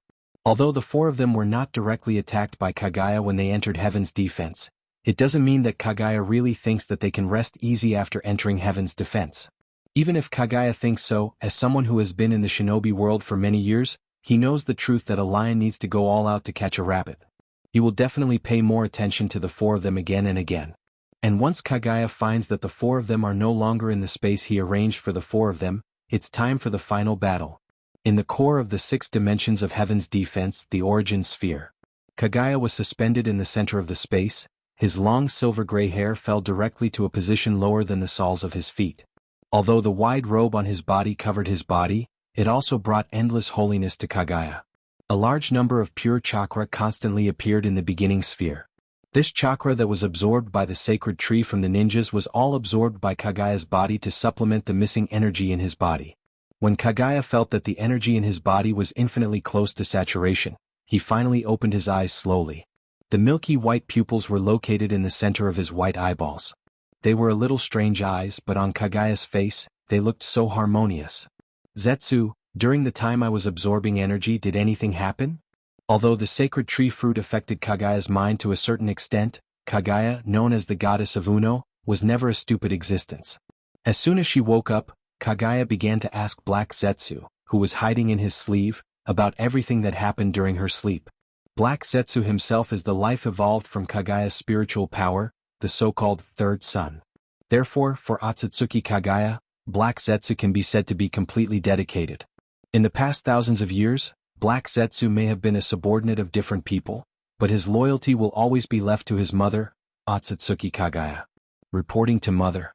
Nangonja and Namikaze Watergate met in the supergravity space. Under the joint efforts of the two, they penetrated the space barrier, and Namikaze Watergate used the space energy in the space gap to cast a ninjutsu that seems to have the opposite effect of the Flying Thunder God Jutsu. He directly pulled Uzumaki Naruto and Uchiha Sasuke out of the acid space and the ice space. Now all four of them are staying in the space gap. It seems that they want to use this short time to restore their strength. After hearing Otsutsuki Kagaya's question, Black Zetsu directly told everything he knew to his mother Otsutsuki Kagaya. If Nangonja or Namikaze Watergate were present, after hearing Black Zetsu's words, they will immediately be stunned, because Black Zetsu's understanding of the situation is too detailed, and it is very likely that even the conversation between them has been heard by Black Zetsu. In fact, such a strange ability is attributed to Black Zetsu's psychic power. Psychic power is invisible, but it has a complete body because of the power of 6 paths and yin-yang release. Such a situation can almost be said to be a miracle. It is precisely because his essence is psychic power, so when Kagaya entered the origin space and began to absorb a lot of chakra, Black Zetsu also absorbed a part of the chakra. However, when absorbing this chakra, Black Zetsu did not directly store this chakra in his body. Instead, he returned this chakra back to the origin space. A large number of chakra, after being processed by Black Zetsu, spread across the 6 major spaces through the connection between the various spaces. In the beginning, the amount of chakra processed by Black Zetsu was still too little, so only a small area could be detected. However, in order to protect the organs in his body, Watergate absorbed a lot of natural energy in the space. This natural energy is naturally mixed with the pure energy that has been processed by Black Zetsu's chakra. This energy is Black Zetsu's eyes and ears. The energy lurking in Watergate's body can't directly cause any threat to Watergate, but it is enough to grasp Watergate's personal movements. This is the reason why Black Zetsu can get all the information about Nangongji's group so easily. After hearing the information stated by Black Zetsu, Otsutsuki Kagaya didn't have the slightest worry in his eyes. He was still like a god. His eyes were full of indifference. Is that so? It seems that Hagoromo's 2 children are not bad, but it's not enough. Since they are children, they should act like a spoiled child. If they go too far, it's natural for me to teach them what is right and what is wrong. As for that Nangongjo and Namikaze Minato, these 2 people are really too noisy. Is it because of these 2 people that my 2 grandsons have such a bad attitude towards me, their grandmother? Naruto and Sasuke themselves are the 2 children of Rikudo Sennin, Otsutsuki Azura and Otsutsuki Indra's chakra reincarnation. For Kagaya, Naruto and Sasuke are his own grandchildren. Seeing his 2 grandchildren actually disobeying him like this, Kagaya's mind couldn't help but think of his 2 children, Hagoromo and Himura, joining hands to deal with him and seal him. His originally calm eyes were full of a violent mood at this moment. Chapter 725. Otsutsuki Kagaya is a mother, and a mother with a twisted and extremely possessive personality. When Otsutsuki Kagaya swallowed the chakra fruit, she didn't know whether it was because of the chakra fruit or because of the sudden surge in her strength. Otsutsuki Kagaya's character was greatly distorted. For such a twisted and possessive mother, the biggest pain in her heart was that her 2 children betrayed her and sealed themselves away. However, Otsutsuki Kagaya didn't have any hatred for her 2 children. On the contrary, Otsutsuki Kagaya's heart was still full of deep love for her 2 children, but this love was very twisted. She wanted to tame her 2 children and even take them as her own. Now her 2 children obviously no longer exist in this world, but the faint breath from Sasuke and Naruto still made Otsutsuki Kagaya involuntarily regard them as her own children. And perhaps it's because Naruto and Sasuke are not Hagoromo and Himura, so Otsutsuki Kagaya's hope in her heart is even greater. As long as she can get proof from 2 people like Naruto and Sasuke that she is not an unqualified mother, Otsutsuki Kagaya can also untie a knot in her heart. Sasuke, Naruto, Watergate, and Nangongja are all trying their best to restore their energy in the space gap, and try to rest their spirits as much as possible. But all of a sudden, all 4 of them open their eyes. The reason why Watergate and Nangongja opened their eyes was that there was a malice that couldn't be ignored at all, which made Nangongja and Watergate shudder. As for Naruto and Sasuke, they also felt a pair of eyes watching them. Although there was a weak malice, most of it was a strong desire that was difficult to suppress, a strong desire to completely occupy something. It's coming. Although the 4 of them felt different gazes, all of them had an instinctive vigilance in their hearts. It was as if they had already sensed in advance that something beyond their control was about to happen, or even was happening right beside them. Sasuke, Naruto, Watergate, and Nangongja, the 4 of them, after all, are the strongest in the world, so after such a kind of vigilance appeared in their hearts, they immediately prepared to disperse to face different dangers and different situations. However, the reactions of Sasuke, Naruto, Watergate, and Nangongja were still a little bit inferior. Suddenly, a huge black hole appeared in the void under the 4 people's feet, like a piece of paper being peeled off, and a strong suction force appeared from the hole, which directly pulled all 4 people's jutsu, Naruto's jutsu, shuttling between the 6 worlds. Otsutsuki Kagaya just waved his hand in the beginning space. Naruto's jutsu directly formed 4 space caves under the feet of Nangongja and the other 3 people, and directly absorbed all 4 of them. After passing through the space tunnel formed by Naruto's jutsu, Nangongja and the other 3 were all transmitted to the beginning space, where Otsutsuki Kagaya was. The barrier formed by the internal force and space energy, which were originally used to keep them safe in the space crack, now became the best defensive measure to offset the impact of the 4 people. The 4 figures fell directly from the sky and smashed on the ground, splashing a lot of dust. Otsutsuki Kagaya's eyes looked at the smoke and dust in the sky with a little bit of disgust. Otsutsuki Kagaya gently waved the slightly wide sleeves on his clothes, and a strong wind rushed out directly from the sleeves. After the strong wind rushed out of the sleeves came into contact with the air, the wind became stronger and stronger, and the dust in the sky was directly wiped clean like graffiti on a blackboard.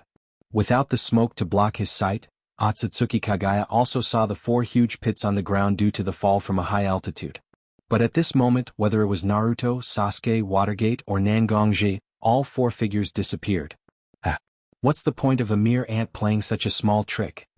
Otsutsuki Kagaya didn't feel any anger after seeing Nangongja's group disappear. Instead, he seemed to be laughing at Nangongji's behavior of ants jumping up and down in front of him. Otsutsuki Kagaya closed his eyes slightly, and his hands made a cross-shaped seal, and a large amount of chakra gathered. Byakugan, open. That's right, Otsutsuki Kagaya's milky white eyes aren't any other dojutsu, but it's one of the 3 dojutsu that has a relatively low presence compared to the Rinnegan and Sharingan in the shinobi world, but it's one of the 3 dojutsu that has a large number of people, Byakugan. The Hyuga clan is not the descendant of Hagoromo Otsutsuki, but the descendant of Hagoromo Otsutsuki, the younger brother of Hagoromo Otsutsuki. Hagoromo Otsutsuki inherited the sage's body and the Rinnegan on Otsutsuki Kagaya's forehead, and Otsutsuki Himura inherited the Byakugan in Otsutsuki Kagaya's eyes. Although the Hyuga clan's Byakugan seems to be far more useful for reconnaissance than combat, at this moment, the Byakugan in Otsutsuki Kagaya's eyes completely surpasses the existence of Byakugan in the ordinary sense. At the same time, Otsutsuki Kagaya's Byakugan also has an extremely powerful offensive power. Through perfect Byakugan detection, Otsutsuki Kagaya has found Sasuke and Naruto behind him, and on his left and right sides, Watergate and Nangongji each occupied one side, ready to fight with him. With a slight smile on his face, Otsutsuki Kagaya stood on the ground from a suspended state and whispered softly, "It's really a simple trick. Pincer attack left and right to create opportunities for the rear." Naruto and Sasuke's Hagoromo's 6-path yang and 6-path yin power are indeed dangerous for me, but you 2 ordinary mortals, do you really think you have the ability to entangle me and create opportunities for Azura and Indra? Chapter 726. Kagaya's voice was getting louder and louder. Originally it was just a whisper, but now it resounded throughout the origin sphere. Watergate and Nangongji naturally wouldn't do nothing.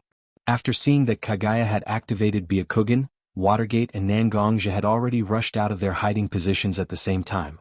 Byakugan itself is the insight eye, clairvoyance eye. Any concealment ability will be useless in front of Byakugan. Moreover, Kagaya's eyes can be said to be the most primitive and most powerful Byakugan. How can he not see through their concealment? Watergate and Nangongji themselves are ninjas with rich combat experience. When they saw that they could no longer hide, Nangongji and Watergate directly launched an attack on Kagaya. Although they lost the advantage of hiding and launching a surprise attack, it is precisely because they have lost their way of retreat that both Watergate and Nangongji have an indomitable momentum. Like 2 sharp knives, Nangongji and Watergate rushed straight towards Kagaya's position.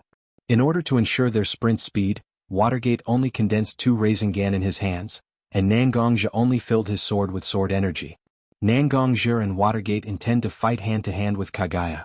It's a hand-to-hand battle where they exchange injuries and even fight to the death. Perhaps the power of ninjutsu is indeed very great, and the effect is also very brilliant, but the real thing that can really entangle the enemy is the close-range taijutsu.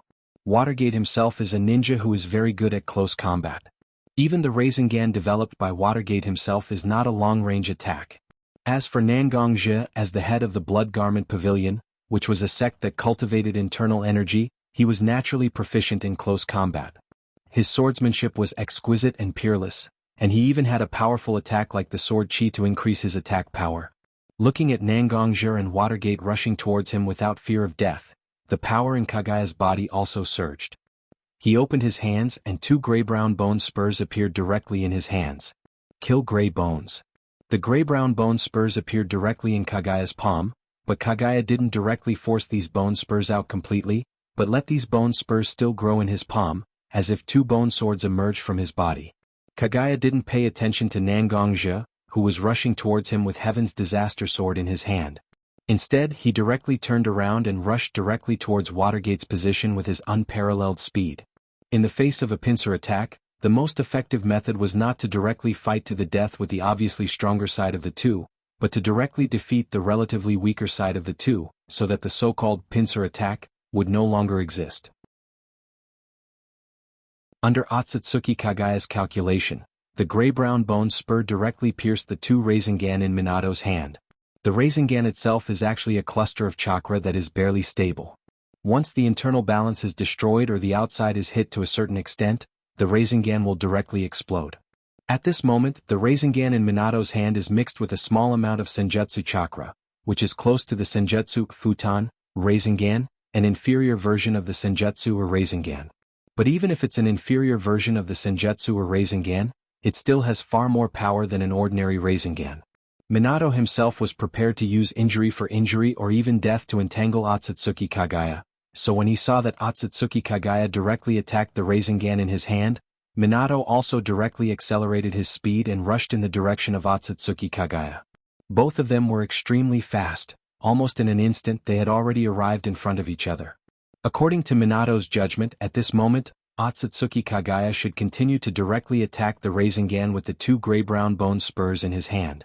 After all, in such a close contact, there is no possibility for Kagaya to change his move. At that time, it turned out that Watergate's own expectations were still a little off. Kagaya really changed his move in such a situation. The sharp bone spurs that were originally aimed at the two Rasengan were now aimed directly at Watergate's chest. Even if the two Rasengan were about to attack his chest, Kagaya still didn't seem to retreat. In such a battle, Otsutsuki Kagaya was in an advantageous position. There was no need to take the risk of fighting Minato in such a desperate way, unless Otsutsuki Kagaya himself had something to rely on. Whether it is for Uchiha Obito or Uchiha Madara, after these two people absorbed the Jubi and entered the Six Paths mode, there is no way to cause enough damage to them just by relying on ordinary release techniques. However, energy such as Kenjutsu and Senjutsu chakra can still cause some damage to them, which is why although he doesn't have much Senjutsu chakra in his body, he still extracted a part of Chakra Sage Jutsu and integrated it into his attack. But seeing Kagaya fighting with him, Watergate's heart involuntarily became alert. After integrating a part of chakra into the Rasengan in his hand, barely maintaining the internal balance of the Rasengan, Watergate directly threw the two Rasengan in his hand towards Kagaya's chest. After throwing the two Rasengan in his hand, Minato immediately adjusted his body to avoid Otsutsuki Kagaya's attack. However, the two gray-brown sharp bone spurs still hit Watergate's left arm. At the moment of contact with Watergate's body, a gray aura directly drilled into Watergate's left arm, and this aura was still spreading rapidly. I can't keep this arm. Watergate is a qualified ninja, an excellent ninja, and the most suitable ninja to be a ninja. In the face of difficulties, Watergate directly exerted the courage and decisiveness in his blood to the extreme. Even if there is no abnormality in his left arm that can be seen with the naked eye, Watergate directly took out his kunai and cut off his entire left arm. Chapter 727. After decisively cutting off his left arm, Watergate immediately mobilized the chakra in his body to block all the blood vessels in his wound, so as to prevent his body from bleeding. Seeing Watergate cut off his left arm directly, whether it was Nangongja who was rushing towards Watergate and Kagaya, hoping to help Watergate, or Naruto and Sasuke, who were hiding in the dark, ready to use the Fuinjutsu on Kagaya and Nangongja, their eyes were full of shock at this moment. How important are hands for a ninja? Almost the vast majority of ninjutsu require a ninja to use his own hands to make hand seals to guide the chakra to display powerful ninjutsu. Only a few Kekkei Genkai and one-handed ninjutsu can get rid of this shackle. Watergate himself is a ninjutsu-type ninja. Using ninjutsu to coordinate his attack is an effective attack method for Watergate. Holding the trident Flying Thunder God Kunai in his left hand and the Rasengan in his right hand, he can attack and defend. This has always been Watergate's usual attack pattern. But now Watergate directly cut off his left arm. Whether it was Naruto, Sasuke, or Nangongja, they were naturally very shocked. And soon the reality made Naruto, Sasuke, and Nangongja see the benefits of Watergate's decisive behavior. The arm that was cut off by Watergate didn't fall to the ground, but it began to gradually collapse, as if it was weathered and then naturally decayed. One of his arms turned into ashes in an instant. Seeing such a situation, Watergate's heart was full of joy. Fortunately, he was able to cut off his left arm in time, regardless of the sacrifice. Otherwise, if the cold and gray aura that he felt was really transmitted to his body, then would his body directly become like his left arm that has now turned into ashes? After a little sigh in his heart, Nangongja and the other three had a clear understanding of the power of Kagaya's killing the gray bone. Kagaya Otsutsuki, the legendary goddess of Uno, ancestor of chakra. When such an existence did not hide his strength at all and vented his strength to his heart's content, how many people could stop him? In the battle and competition between people, although there is a slight gap between the two sides, as long as a person's spirit is strong enough and a person's will is strong enough, then there is still a possibility of defeating the opponent. But the gap between the two is not just a difference of a few centimeters, but a difference of 1,000 miles. Can one really defeat such an enemy just by relying on spirit and will? Of course, although the situation is very critical, whether it's Watergate, Nangongja, or Naruto and Sasuke, who are hiding in the dark and accumulating power to seal Kagaya Otsutsuki, none of them are the kind of people with weak minds. Even if Kagaya Otsutsuki is indeed powerful and invincible, none of the four people has lost the belief of fighting. Moreover, the four of them didn't have the slightest chance. Naruto and Sasuke's bodies also contained Rikudo Senin's 6 paths Yang Force and Rikudo Senin's 6 paths Yang Force and Rikudo Senin's 6 paths Yang Force. Even if the hope is slim, hope is still hope. Kagaya Otsutsuki attacked Watergate, Watergate hit Kagaya Otsutsuki, didn't avoid Kagaya's attack, Watergate cut off his arm. Although this series of things is a little complicated, in fact it only took a few breaths. Although Watergate suffered a slight loss, he also blocked Kagaya Otsutsuki's footsteps. At this moment, Nangongja also came to Kagaya Otsutsuki's side with his super speed. Watergate held the trident in his hand, and Nangongja held the sword of catastrophe in his hand. The two people actually launched a siege on Kagaya Otsutsuki. Although it seemed that Otsutsuki Kagaya had a powerful force that could seriously injure or even kill people in an instant, it was a very unwise choice to engage in close combat with him. However, Nangongja and Namikaze Minato still rushed towards Otsutsuki Kagaya with short weapons in their hands. The reason why Watergate and Nangongja did this is actually very simple. Because when Watergate cut off his left arm just now, he cut it off along with his clothes. Otsutsuki Kagaya's mutual killing Grey Bones has an extremely powerful corrosive and offensive power, but it also has a weakness that is not a weakness, that is, the target of the mutual killing Grey Bones is actually only a human body or an object with life aura. Once the target doesn't have any breath of life in the body, the Grey aura and corrosive power contained in the Grey Bone will not have any effect. At this moment, Nangongja and Watergate's Sword of Catastrophe and Flying Thunder God's Trident naturally don't have any breath of life, so this kind of dangerous but very effective attack is the most effective way to fight against Kagaya Otsutsuki's Grey Bone. As long as they are not hit by the Grey Bone spears condensed by the Grey Bone, then they will not be in any life-threatening danger.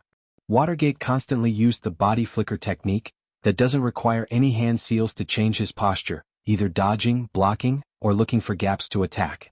Watergate's ability to entangle the enemy to the extreme. Nangongja was holding this Sword of Catastrophe in his hand, constantly condensing his internal energy and sword chi in it. Once Watergate's strength is insufficient or he encounters an attack that he can't resist, Nangongja will directly take the Sword of Catastrophe and fight with Kagaya Otsutsuki to buy enough time for Watergate. Over and over again the two of them really entangled Kagaya Otsutsuki. Every time Kagaya Otsutsuki wanted to break through the pincer attack of Watergate and Nangongja, Watergate immediately pushed away and didn't fight with Kagaya Otsutsuki. Instead, he replaced Kagaya with Nangongja, who has been accumulating power for a long time, to fight with Kagaya Otsutsuki. After Kagaya Otsutsuki's offensive posture is offset, Watergate will immediately rush forward like a slippery loach, and there is no way to catch him. Watergate and Nangongja relied on this method to buy time for Naruto and Sasuke to prepare the Rikudo Yin and Yang Power Seal. Chapter 728. Mother, we can't be entangled by them like this. Behind us, Naruto and Sasuke are now emitting a strong aura of 6 paths Yin and Yang. They must have learned from Hagoromo that you can only be sealed and can't be defeated. We must not be entangled by them. Black Zetsu, who was hiding in Otsutsuki Kagaya's sleeve, didn't directly participate in the battle, so he directly saw the situation of the entire battlefield and was anxious. Black Zetsu himself is naturally 100% loyal to Otsutsuki Kagaya, but after all, Black Zetsu is a creature with self-consciousness. For so many years, Black Zetsu has been trying his best to revive his mother, Otsutsuki Kagaya, and now, after thousands of years of hard work, he finally resurrected his mother. But at this moment, his mother was entangled by two people, and standing behind them, there were two people with the power of 6 paths Yin and Yang, ready to seal his mother in the same way. Does he have to go back to the time when he was accumulating power and planning plans? And the reason why he was able to smoothly mix in the ninja world was mainly because he was hiding in the dark. This time, in order to help his mother resurrect, Black Zetsu himself was standing directly under the sun. Once Otsutsuki Kagaya is really sealed, then even if Black Zetsu still has considerable strength, he still can't avoid the fate of being a rat crossing the street in the ninja world. Shut up.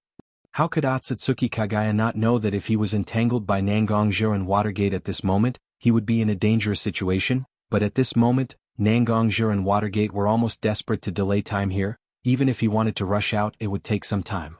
Whenever he was ready to use a powerful attack to force the two people back, Nangongjia and Watergate would desperately break up his chakra, and then cooperate with each other to fight him again. The more Black Setsu explained the battle situation to him, the more anxious Otsutsuki Kagaya's heart was, and Black Setsu just said something that should never be said. "What I do, I don't need you to tell me what to do. Since you have always regarded yourself as my third son, then remember Hagoromo and Himura are both your brothers. No matter what they do, they are still my children. It's not your turn to talk nonsense here." For Otsutsuki Kagaya, Hagoromo and Himura are two scars in his heart that can never be touched. Although Black Setsu is indeed loyal enough, after all, Black Setsu is just a strange existence born from the combination of yin-yang release and spiritual force. How can such a Black Setsu be compared with Otsutsuki Hagoromo and Otsutsuki Himura in the heart of Otsutsuki Kagaya, who was pregnant with him for 10 months and gave birth? Suddenly hearing Otsutsuki Kagaya's reprimand, Black Setsu himself didn't react. After all, Otsutsuki Kagaya's attitude towards him was very intimate before. Perhaps it was because of Otsutsuki Kagaya's deliberate show of intimacy that Black Setsu himself was a little bit complacent and lost his usual exquisite mind. "I'm sorry, Mother. I said something wrong, but I still hope that Mother cannot be stingy with consumption now, and use the most powerful and effective attack to directly defeat these 4 people, otherwise there will be endless trouble." In fact, when Otsutsuki Kagaya opened his mouth and scolded Black Setsu, he also felt a little regret in his heart. After all, his 2 children obviously no longer exist in the shinobi world, so Black Setsu, who is hiding in his sleeve at the moment, is the closest person to him. Although his scolding just now can be regarded as somewhat reasonable, but how can the relationship between people be sorted out with a few simple words? "Setsu, I said something wrong just now, don't take it to heart." Otsutsuki Kagaya didn't know what kind of mentality drove him to admit his mistake to Black Setsu. Otsutsuki Kagaya, who has always been the goddess of Uno, the ancestor of chakra, and other noble identities, is now admitting his mistake and apologizing to others. "Mother, you don't have to mind. I know very well that Mother is also very annoyed with the current situation, so no matter what kind of emotions you show, I can understand. Mother doesn't have to mind." Although Black Setsu's words were very understanding, and his performance was also very generous. However, as a woman, especially a very powerful woman, Otsutsuki Kagaya naturally felt a little estranged from Black Setsu's seemingly indifferent prophecy. "So, after all, the closest person to me still can't understand each other?" Otsutsuki Kagaya sighed softly in his heart, but he still adjusted his mood. What he should consider now is not how to win over others, but to find a way to get out of the quagmire created by Minato and Nangongjia, and then not be sealed by Naruto and Sasuke's powerful Fuinjutsu containing the power of 6 paths yin and yang that they prepared together at this moment. All things in the world turn to nothingness. Expand the truth-seeking ball. The truth-seeking ball itself has the power to release the opposite power of the existence in contact with it, and then disintegrate the other party. However, because the truth-seeking ball itself is relatively small, it is generally only used to offset some ninjutsu. But at this moment, Otsutsuki Kagaya opened his hands, and the black truth-seeking ball was constantly expanding, as if there was no limit to its expansion. In the end, Otsutsuki Kagaya still listened to Black Setsu's advice and used such a powerful ninjutsu that will consume a lot of his chakra. In the process of the truth-seeking ball's expansion, Nangongjia and Watergate, who have been wandering around Otsutsuki Kagaya and fighting, were directly forced to retreat. After all, the truth-seeking ball is different from the gray-brown bone spur formed by killing gray bone. The ability of the truth-seeking ball can be used on any substance. Nangongjia and Watergate are naturally not afraid of sacrifice, but Nangongjia and Watergate don't want their sacrifice to be meaningless, so Nangongjia and Watergate stopped attacking Otsutsuki Kagaya almost at the same time and withdrew. Chapter 729. The dark truth-seeking ball was constantly injected with pure and vigorous Jubi chakra, and the truth-seeking ball itself also became larger and larger due to the accumulation of chakra in the body. It slowly grew from the size of a normal tennis ball. In just a few breaths, the truth-seeking ball directly expanded into a huge sphere with a diameter of nearly 3 meters. Kagaya's slender figure was so obvious in comparison to the expanding truth-seeking ball. Although Watergate and Nangongjia themselves have a certain amount of experience and knowledge, Naruto and Sasuke, who have the power of 6 paths and the power of 6 paths in their bodies, can see it more clearly. Behind Naruto, There is also a truth-seeking ball with the same nature as the expanding truth-seeking ball that Kagaya used, but because of the same nature he can better understand Kagaya's strength. The reason why Naruto can have the truth-seeking ball is mainly because of the small amount of Jubi chakra in his body that was taken by Uchiha Obito from Uchiha Madara's body, and the other part is the power of 6 paths activated in his body by 6 paths Sennin. The power of Jubi chakra and the power of 6 paths complements each other, which allows Naruto to enter such a mode that is similar to 6 paths mode, but is different from Uchiha Obito and Uchiha Madara who absorbed Jubi and became Jubi column force. At this moment, the person in front of Naruto and Sasuke can be said to be the source of all chakra, Kagaya Otsutsuki. The principle of yin and yang is also clear in Otsutsuki Kagaya's heart. When it comes to the purity of chakra, no one can surpass Otsutsuki Kagaya. Under such conditions, Otsutsuki Kagaya's truth-seeking ball was naturally far beyond the scope of Naruto's understanding and coping with in all aspects. Such a powerful truth-seeking ball, is it really a power that should exist in the world? No one can answer Naruto's words because at this moment, everyone is not thinking about how to break such a truth-seeking ball, but how to survive under the truth-seeking ball's obliteration. You foolish people. I am the goddess of Uno Kagaya Otsutsuki. You live in the world, men steal and women prostitute, filthy. For thousands of years, you still attack each other without rest. This land is red because of you, the sky is full of blood. Tears. Millions of years ago, I once gave you all a chance and helped you quell the chaos caused by the war between you all. However, up until now you still don't know how to cherish it. How stupid are you? Since you are so stupid, I will to chaos to eliminate your sins. Kagaya, in her hand, Kagaya. Her lips moved a little, and her voice spread directly throughout the shinobi world. Whether it was the ninjas on the battlefield who were lucky enough not to be illuminated by the blood moon and avoided the attack of the tree, or those who were hiding in their own fortresses and praying that they could successfully pass through this danger, they all heard Otsutsuki Kagaya's voice at this moment. Kagaya is different from Uchiha Madara and Uchiha Obito. Uchiha Madara and Uchiha Obito pursued conquest and controlled the entire shinobi world in their own hands. Even the so-called Eye of the Moon project, in the end will keep the lives of others, but they will fall into genjutsu and listen to their orders. But what Kagaya clearly showed at this moment is not the so-called conquest, but complete annihilation. Everything in the shinobi world is regarded as a disdainful garbage, and now Kagaya sees himself as a person who will clean up the shinobi world. As for control, thousands of years ago Kagaya has already done it, and this kind of control is not attractive to Kagaya at all. Kagaya's purpose is to destroy the world? After hearing Kagaya's declaration, Naruto, Sasuke, Watergate, and Nangongja were naturally the most emotional people on the battlefield. After all the previous actions of Uchiha Madara and Uchiha Obito were just to pull everyone in the shinobi world into genjutsu space, and use genjutsu to bind everyone and bring eternal peace to the shinobi world. Although everyone in the 5 great shinobi villages was full of condemnation for their actions and plans, but in essence their starting point is understandable, but their behavior is indeed a bit extreme. But now, the first sentence of Kagaya's mouth is to directly destroy the world. Conquest and destruction, although sometimes seem to be the same thing, but the mentality is different. What conquest requires is to take control of what you desire in your own hands. The means and attitude can be tough, but at least this thing can't be too damaged, otherwise how can it be regarded as conquest? Destruction, on the other hand, is pure destruction. The destroyer destroyed everything in sight. It made no difference to the destroyer whether these things were broken into pieces or directly annihilated into dust. We must find a way to stop him. The shinobi world can't be destroyed like this. Whether it is Naruto, Sasuke, Watergate, or Nangongji, such a strong voice appeared in their hearts at this moment. Maybe the 4 of them are in different camps, and maybe the 4 of them have different goals, but this shinobi world is an important existence for them to realize each other's demands and wishes. Once the shinobi world no longer exists, then how can their personal demands and wishes be realized? At the same time, Sasuke, Watergate, and Nangongja all gathered around Naruto at this moment.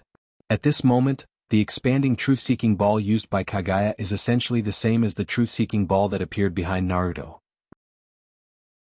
As long as they can get a certain degree of understanding from Naruto, maybe everyone can really solve the crisis at this moment. Naruto can naturally also perceive the trend and purpose of the other 3 people approaching him, but the more people look forward to it, the more the sadness in Naruto's heart became stronger. Doesn't Naruto want to find a way to solve the crisis as soon as possible?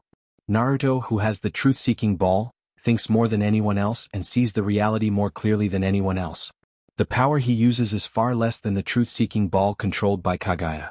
As long as chakra exists, it will not be destroyed at all. And Kagaya is obviously inextricably linked to the Jubi, and has almost endless chakra. How can such an enemy be defeated? Naruto really can't think of the slightest way. Chapter 730. Naruto. Everyone gathered around Naruto, and after all, Sasuke, who was about the same age as Naruto and had a deep bond with Naruto, was the first to speak to Naruto. But just as Sasuke called out Naruto's name, Naruto shook his head and stopped Sasuke from continuing. There is no way to solve it at all. Naruto opened his eyes, and there was a strong sense of despair in them. For a long time, Naruto has been an extremely optimistic and cheerful person, and he usually encourages everyone. But now, even Naruto, who has a happy personality, has a bit of sadness and despair in his eyes, which is enough to prove how serious the situation has become. Truth-seeking ball is different from some other ninjutsu. Naruto stood in place, glanced at Otsutsuki Kagaya, who was floating in the sky, and completely ignored Naruto's group of 4, then looked at the truth-seeking ball floating behind him and said to Sasuke, Watergate, and Nangongja, the truth-seeking jade itself isn't a real substance. It's a substance that exists between illusion and reality. Although in our eyes, truth-seeking ball is a black sphere, in fact, this is not the appearance of the real truth-seeking ball. The black, observed in our eyes, is actually the truth-seeking ball's state after it neutralizes and swallows the light around it. With that said, Naruto opened his hand, and one of the several truth-seeking balls floating behind Naruto was controlled by Naruto and came to Naruto's hand. At this moment, the black sphere in Naruto's hand was constantly changing, like a trickle flowing on Naruto's fingertips and palms. The nature of truth-seeking ball itself is not constant. In the hands of the controller, truth-seeking ball can be solid, liquid, or even gas. For the caster, truth-seeking ball is a part of their body and will not cause any harm to themselves. But for other existences, truth-seeking ball is a fatal existence that can directly erase their existence. What Naruto said, in fact, Watergate and the others have already grasped the meaning of truth-seeking ball through the previous battle with Uchiha Madara and Uchiha Obito, but they were not as specific as what Naruto said, so they still listened patiently, hoping to find a way to fight against Kagaya's truth-seeking ball from Naruto's narration. Although truth-seeking ball itself has extremely strong destructive and defensive power, it also has its own weakness, which is the energy supply. Truth-seeking balls, if it wants ball's energy, it will have to release energy. That's as energy will have to be released. The more powerful the neutralization, the more consumes Chaz. But, how could such a weakness be considered a weakness for Otsutsuki Kagaya? As long as the supply of Chaz exists, truth-seeking ball will always exist, and we can't do anything about it. When the truth-seeking ball uses its special ability, there is a limit to the amount of energy it can supply. Once the amount of chakra is insufficient, the truth-seeking ball will naturally break through his defense and directly attack his body. In the previous battle with Uchiha Madara and Uchiha Obito, the reason why Senjutsu Chaz and Sword Chi, which are more condensed than ordinary energy, can break through the defense was because the Uchiha Madara and Uchiha Obito's truth-seeking ball's ability to neutralize objects wasn't pushed to the extreme. The truth-seeking ball only consumed a part of its energy, and it directly broke through the defense and attacked Uchiha Madara and Uchiha Obito. But such a weakness is not a weakness at all for Kagaya, who is almost as powerful as the Jubi. Using the truth-seeking ball to offset the entire shinobi world is something that Kagaya can do. It's just to wear down a few attacks and wear down a few ninjas who are far inferior to him. For Kagaya, there is no pressure at all. The only weakness that can be targeted is directly made up for by Kagaya's own strength at this moment. What method should the 4 of them use to defeat Kagaya? Everyone's eyebrows were locked. In such a predicament, there was no effective solution for them, so they could only frown here, but they couldn't find a way to deal with Otsutsuki Kagaya. However, just when everyone was at a loss, Nangongja suddenly stood up from the crowd and said to Naruto, Sasuke, and Watergate, I have a way here that is not a way. Now that everyone is at a loss, suddenly Nangongja said that he has a way, everyone naturally has no reason not to listen. After the 3 of them nodded, Nangongja also began to talk about his so-called method to everyone. Indeed, from the perspective of the truth-seeking ball itself, there is no weakness.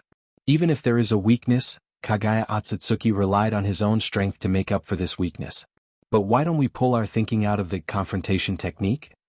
Correct our thinking? Stop thinking about confrontation technique? Although Nangongja had only said a few words, the people who were present were all sharp-witted and quick to understand. Since it's not confrontation technique itself, then the only thing that can be used to fight is the existence of the caster. In the previous plan, in fact, everyone worked hard with the goal of sealing Otsutsuki Kagaya. But after Kagaya Otsutsuki vowed to destroy the world, everyone began to think about how to stop Kagaya Otsutsuki from destroying the world, instead of defeating and sealing him. Everyone fell into a misunderstanding. Indeed, no one has a way to fight against the almost perfect truth-seeking ball, but everyone has a way to fight against Kagaya. The 6 paths of yin and yang power in Naruto and Sasuke's body. All the problems finally return to the original origin again, to defeat Kagaya and bring hope to the shinobi world. It seems that you all understand what I mean. Instead of being entangled here on how to deal with the truth-seeking ball, it's better to concentrate on thinking about how to defeat and seal Otsutsuki Kagaya. Truth-seeking ball is just a ninjutsu, and Kagaya is the root of all the chaos. Looking at the 3 people around him with a look of understanding, Nangongja slowly said to the 3 of them. Chapter 731. The huge chakra in Kagaya's body continued to gather in the huge truth-seeking ball in her hand. Looking at the truth-seeking ball in her hand getting bigger and bigger, Kagaya's heart wasn't as calm and indifferent as when she made the declaration of the destruction of the world. In the final analysis, although Otsutsuki Kagaya's character is very extreme, and sometimes his behavior is very incomprehensible, but Otsutsuki Kagaya himself can also be regarded as a kind person. She loved her children dearly. She loved the world dearly. It is precisely because her love is too deep, so deep that it is difficult to extricate herself, that Kagaya's twisted personality made her do so many seemingly cruel things. But every time she makes a difficult decision, every time she makes a cruel choice, Kagaya's heart is filled with endless sorrow, suffering for her own actions. But even if her heart is very painful and tormented, Kagaya's heart always believes that everything she does is for the sake of this world. May you rest in peace. Kagaya's eyes gently swept across the ground under her feet. After a slight sinking of her heart, she closed her eyes and whispered softly as if praying for the beings that are about to be destroyed by her. As soon as Otsutsuki Kagaya's voice fell, suddenly the sharp sound of the air being torn apart appeared in his ears. His brows furrowed slightly, and his originally pure and holy face was now slightly distorted. Kagaya's personality is very twisted, and the thing that Kagaya can't tolerate the most is that someone dares to disobey her will and do things beyond her plan. In other words, I, the goddess of Uno, Kagaya Otsutsuki, didn't want this world to be ruined by you, so I forced myself to endure the sadness of destroying so many lives and granted you death. Why don't you accept my final mercy? Why do you have to come out and resist? What's there to resist with your current appearance? Just die properly. Kagaya gently pushed her hands, and as if the expanding truth-seeking ball was stuck in the sky, she directly shattered the small sword formed by the chakra that was shot towards her. Nangongja? In the ninja world, there is no one else who can use chakra and pose a threat to her except for Nangongja. Such a so-called internal force practitioner that Otsutsuki Kagaya had never heard of, relied on his own strength to make the ancestor of chakra Kagaya remember his name. Black Zetsu was hidden in Kagaya's sleeve. He had been telling all kinds of information to Kagaya, but he didn't know when he started to become silent. Black Zetsu has absolute loyalty to Kagaya from the depths of his soul, but loyalty doesn't mean that Black Zetsu can ignore his ego and be loyal to Kagaya, so Black Zetsu chose to be silent at this moment. Why did Hagoromo and Himura attack Kagaya, who was his mother, and seal her away for such a long time? Kagaya's mother, Kagaya's mother, Kagaya's mother's Azaz. Himura and Hagoromo didn't know how many times they used various means to persuade their mother not to regard all the lives in this world as strategic resources for the future war. But time and time again, in exchange for their mother's anger, Kagaya still directly absorbed many people into the chakra tree, turning them into her own energy source, and using them as a blueprint, she transformed a large number of war weapons. White Zetsu. No words can describe the disappointment and anger of Himura and Hagoromo towards their mother. Himura and Hagoromo looked at their mother who was infinitely loving to them, but at this moment she was so cold-blooded and ruthless to all living beings, and their hearts were filled with fear and anger towards Kagaya. For the 2 brothers, Kagaya Otsutsuki was no longer just their mother. Before their mother, Kagaya Otsutsuki was a terrible demon who would sacrifice the whole world for her own selfishness at any time and place. Kagaya's cold-bloodedness and ruthlessness not only forced her 2 children to oppose her, but also pushed Black Zetsu further and further away from her. Black Zetsu's silence didn't stop Nangong's group of 4 from attacking. Immediately after the sword chi, 9 huge Rasengan containing the tailed beast chakra appeared.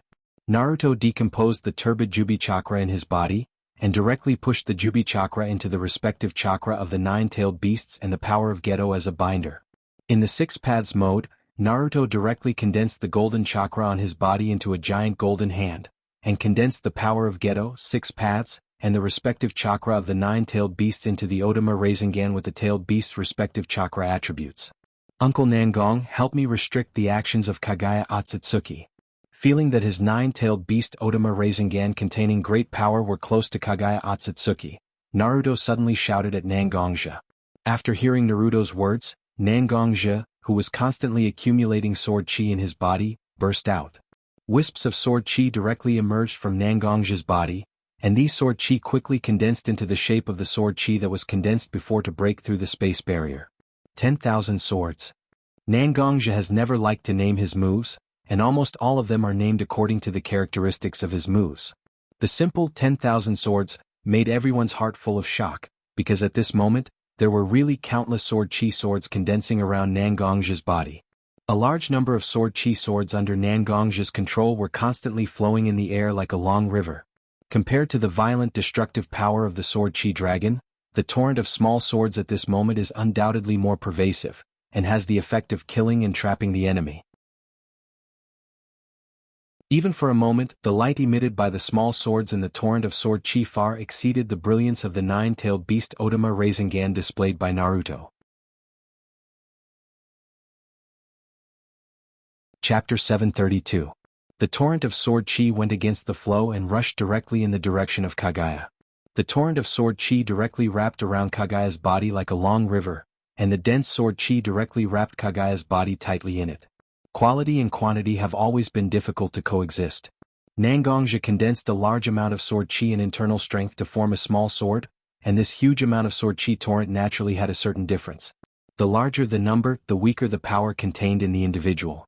After Nangongja had confirmed that he had enveloped Kagaya in the cage formed by the torrent of sword chi, Nangongja also passed a look to Uchiha Sasuke, who was preparing on the side.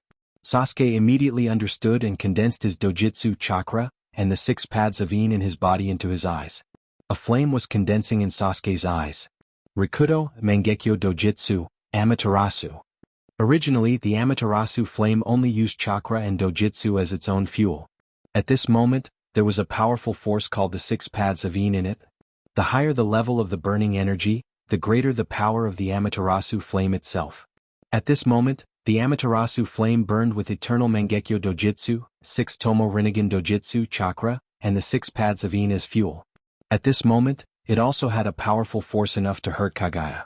The torrent of sword chi displayed by Nangongja formed a cage that wrapped Kagaya in it, and the Rikudo Mangekyo Dojutsu, Amaterasu launched by Uchiha Sasuke made up for the possible loopholes in the torrent of sword chi, tightly imprisoning Kagaya in it. The real killing move was the tailed beast Otama Rasengan created by Naruto using the 9-tailed beast chakra, senjutsu, and the 6 paths of Yang's power. The 9-tailed beast Otama Rasengan containing the chakra nature of the 9-tailed beasts were directly suspended in the air under Naruto's control. They were directly connected like planets around the cage formed by the torrent of sword chi and the Amaterasu flame. The 9-tailed beast Otama Rasengan didn't directly attack Kagaya, who was imprisoned by the torrent of sword chi and the Amaterasu flame. Instead, they floated in the air, constantly revolving around Kagaya, releasing their aura wantonly. Shikaku Nikomata Isabu, Sun Wukong, King Mu Rhino Inu Halcyon, Ox Demon, and Karama. I don't know if you can hear me, but if you can hear me, please work hard to resist. Now, not only are your lives and your consciousness in danger of extinction, but more importantly, even if your consciousness and your life are destroyed, your remaining energy will still be controlled by others, and all of this energy will be used to destroy countless lives. Naruto looked at Kagaya, who was surrounded by the torrent of sword chi, the Amaterasu flame, and the 9-tailed beast chakra, and loudly called out the names of the 9-tailed beasts. The aura of the tailed beast Otama Rasengan was also deliberately released by Naruto. Kagaya, who was wrapped in the torrent of sword chi, naturally also felt the aura of the 9-tailed beasts released by Naruto's Otama Rasengan. Naruto's words were naturally heard by Kagaya. Oh. Stupid. It's just a group of chakra because of the ability of yin-yang release, it got the so-called body and consciousness. Now that it has returned to the body of the Jubi, the useless consciousness and body have been wiped out at this moment. Azura, do you think that by just relying on your so-called shouting, you can make such energy regain consciousness? Don't be so naive. Although Kagaya was wrapped in the torrent of sword chi, Kagaya's voice still came out of the cage formed by the torrent of sword chi and the Amaterasu flame. Kagaya's voice did not directly prevent Naruto from continuing to shout, and Naruto's voice still continued to drill into Kagaya's ears. Listening to Naruto's shouting, Kagaya, who was a little panicked because he was imprisoned, was completely eliminated at this moment. Kagaya thought that Naruto, Sasuke, Nangonja, and Watergate would do something threatening after imprisoning him, but just such a useless shout really made Kagaya feel useless. Listening to Uzumaki Naruto's hoarse shouting, Otsutsuki Kagaya's heart was filled with endless ridicule. At that time, the more he listened to Uzumaki Naruto's voice, Kagaya's face began to gradually change. At this moment in Kagaya's body, it was obvious that 9 different kinds of chakra slowly condensed into a chakra ball, and the chakra ball was swimming in Kagaya's body. Although Kagaya's physical fitness is extremely strong, the various kinds of chakra condensed into a chakra ball, or the power of frost or flame burned Kagaya's meridians, and the damage and pain from the inside of his body was thousands of times stronger than the pain on the surface of his body. In the end, Kagaya still couldn't bear the powerful pain from his body, and a shrill cry like a cuckoo crying blood directly rushed out of the sword chi cage formed by the torrent of sword chi. Hearing Kagaya's almost shrill cry, whether it was Naruto, Sasuke, or Nangonja, their faces relaxed a bit. In the plan of the 4 people, the only uncontrollable factor is whether Naruto can awaken the will of the 9-tailed beast with his own strength. Although Naruto has been saying that he can use the Bijou chakra in his body to summon the will of the 9-tailed beasts in Kagaya's body. But Naruto can only vaguely sense it. Whether it is Sasuke, Watergate, Nangonja, or even Naruto himself, they are very uncertain about this kind of sensing. In fact, in the plan of the 4 people, there is also a second plan to implement if it is difficult to awaken the will of the tailed beasts. However, perhaps it was luck, or the Bijou itself wasn't completely absorbed by Otsutsuki Kagaya. Naruto awakened the 9 Bijou's will again, which directly crippled Otsutsuki Kagaya's ability. Chapter 733. Otsutsuki Kagaya's chakra riot, which was beyond his expectation, directly appeared in his body. Otsutsuki Kagaya's own powerful strength itself comes from the almost endless chakra in his body and his physique far beyond that of ordinary people. Now the chakra in his body that belonged to the 9-tailed beasts suddenly rioted, almost simultaneously affecting Kagaya's own 2 major advantages and suppressing Kagaya's own strength, reducing the strength gap between Kagaya and Naruto, Sasuke, Watergate, and Nangonja, giving the 4 people a greater possibility of winning. After Nangonja and Sasuke looked at each other, the 2 directly removed their control of the sword chi cage and the Amaterasu flame. The sword chi cage and the Amaterasu flame lost their energy supply and gradually disappeared in the air. Kagaya, who was originally in the cage built by the sword chi cage and the Amaterasu flame, lost his shackles at this moment. Not only did he not directly jump out like a trapped dragon, but he directly fell from the sky as if he had lost his support. Kagaya himself had the ability to float in the air almost instinctively, but at this moment, Kagaya fell directly to the ground like a feather falling from the sky. His painful and mournful scream echoed in everyone's ears, but no one had the slightest pity in their hearts. Since they have already stood on the opposite side of each other, forgiveness is the most irresponsible way of doing things. What they should do now is to do their best to exert their most powerful strength and completely defeat Otsutsuki Kagaya without any room for resistance. Minato, who had not moved and disappeared, suddenly appeared above Otsutsuki Kagaya. In the first sword energy sword that Nangonja released towards Otsutsuki Kagaya before, it actually contained Minato's chakra. After Otsutsuki Kagaya directly stretched out his hand and shattered such a sword energy sword, it was actually equivalent to Minato's flying thunder god imprint on his body that doesn't have a long time. After coming to the side of Kagaya, who was constantly falling from the air, Watergate did not use any ninjutsu, but used chakra to greatly increase his physical strength. One of his hands turned into a hand blade, and a huge force was contained in it. Watergate directly chopped his own hand blade towards Kagaya's neck. Whether it's an ordinary ninja or Otsutsuki Kagaya, the ancestor of chakra, although their destructive power, resistance to ninjutsu, and other aspects are different, but ninjas are at a relative disadvantage when it comes to tempering their body because of their excessive pursuit of attack power. At this moment, because of the chakra in his body, Kagaya's control of his body has naturally been reduced to an extremely weak level. Now Kagaya watched Watergate attack him like this. Even if Kagaya has tried his best to adjust his body so that he can avoid Watergate's attack, but after all, he is not as flexible as Watergate. The hand blade containing a huge force directly chopped on Kagaya's neck. "You bastard! How dare you attack my mother?" Although Black Zetsu complained about Kagaya's previous reprimand, the trivial complaint can't offset Black Zetsu's almost instinctive loyalty to Kagaya.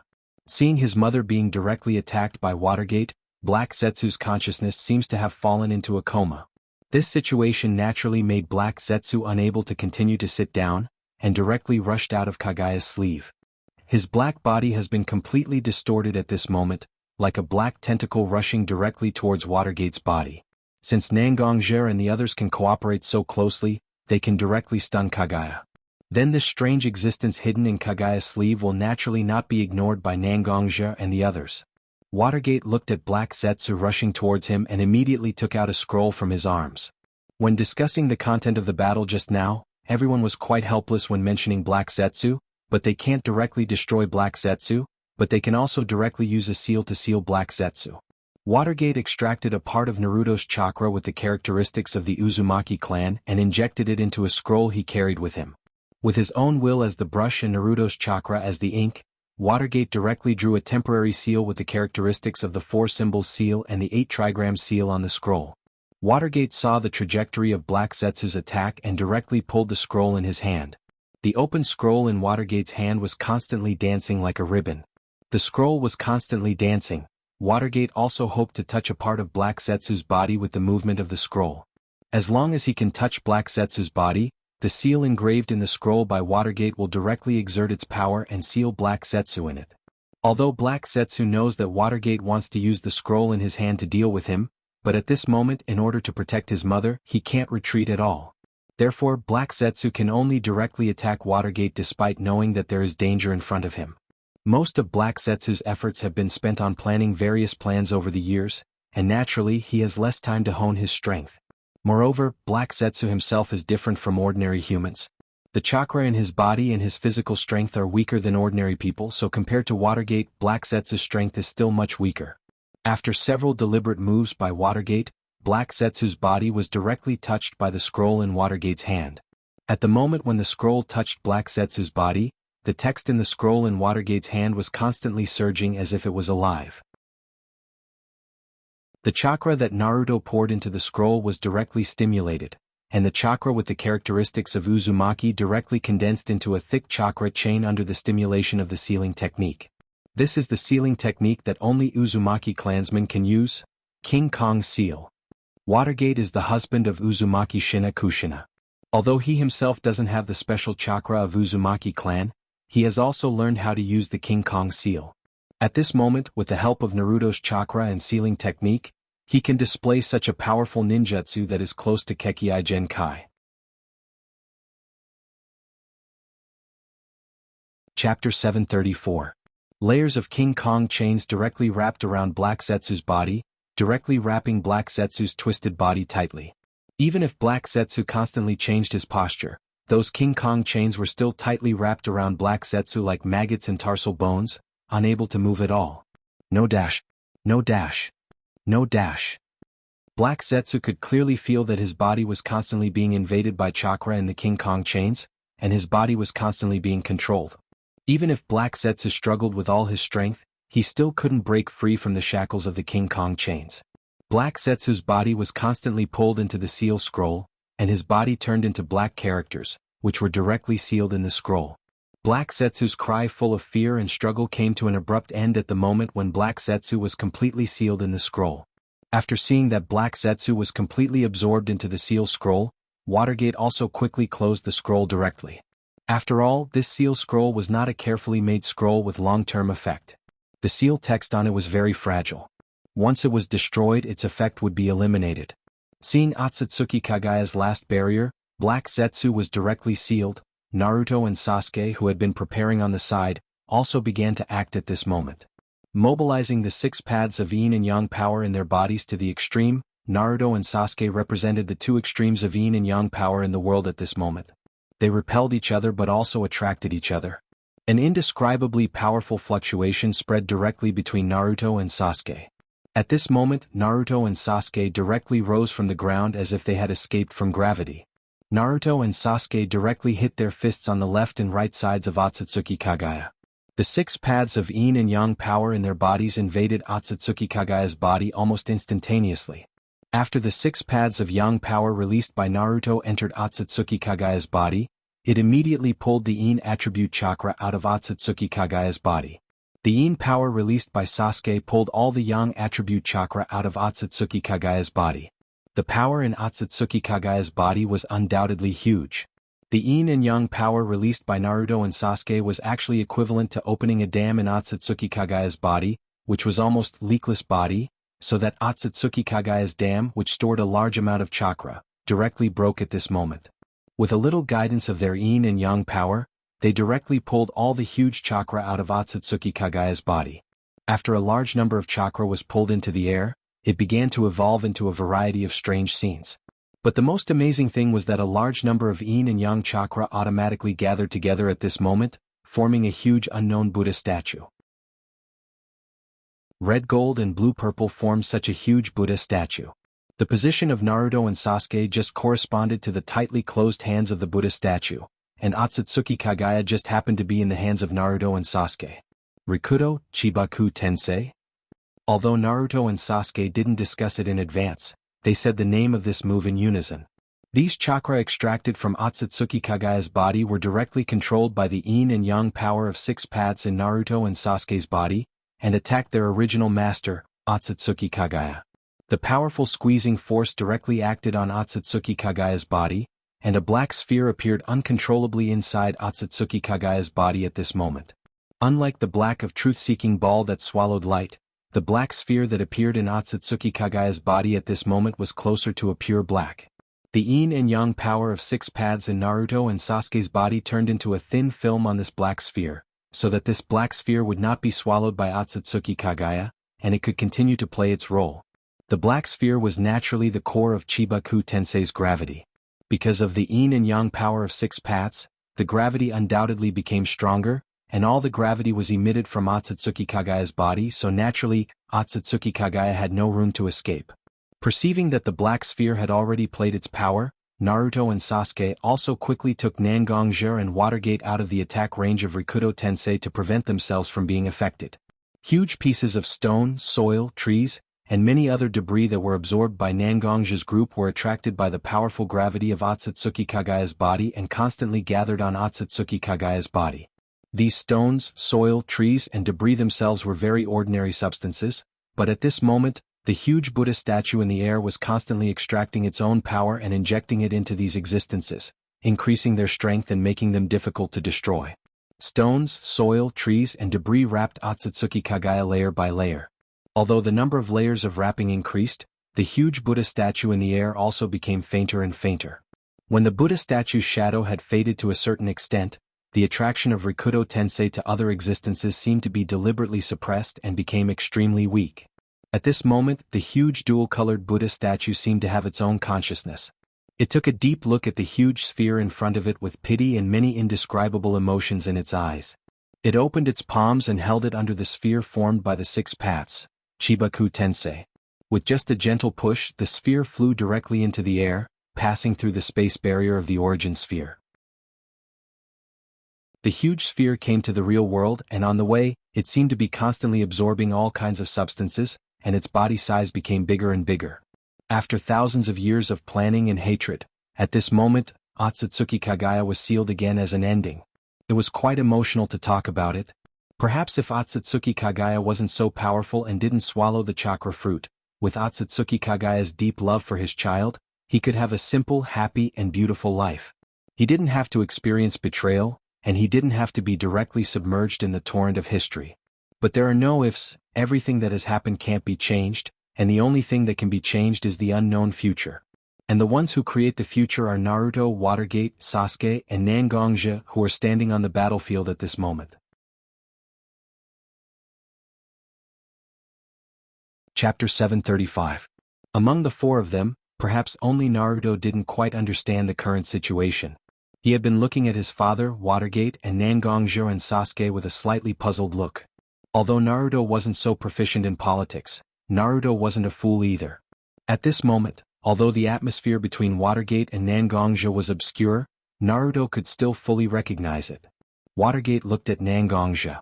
Although his expression was serious, his face still maintained a gentle expression as he said to Nangongjo, "Nangong-sama, thank you for standing up for the survival of the shinobi world and fighting for the entire shinobi world. In this war, whether it is our 5 great shinobi villages or your Blood Cloak Pavilion, we have suffered great casualties. After our 5 great shinobi villages have reorganized, we will invite you to join us for a post-war meeting to discuss a charter to make up for our losses." Watergate's words were sincere, and it can be regarded as giving up part of the 5 great shinobi villages' detached attitude towards the entire shinobi world. Originally, this meeting would only take place between the 5 great shinobi villages, but Watergate actually began to invite Nangongjo to join. This was undoubtedly telling Nangongjo that the 5 great shinobi villages have recognized that the Blood Cloak Pavilion is already a powerful force on par with them. As long as you are willing to take a step back now, then the Blood Cloak Pavilion will become the 6th force in the shinobi world, and together with the 5 great shinobi villages, they will control the entire shinobi world. Is such a condition tempting? Of course it is very tempting. If all the conditions mentioned by Watergate can really be achieved, then Nangongjo will definitely agree to Watergate's proposal. But can Watergate's words really become a reality? Redistributing the huge cake that has already been divided, and letting the 5 great ninja villages dig out a part of the cake that has already been swallowed and give it to others to eat. How can such a thing be discussed in a meeting like the so-called Minato Shinobi?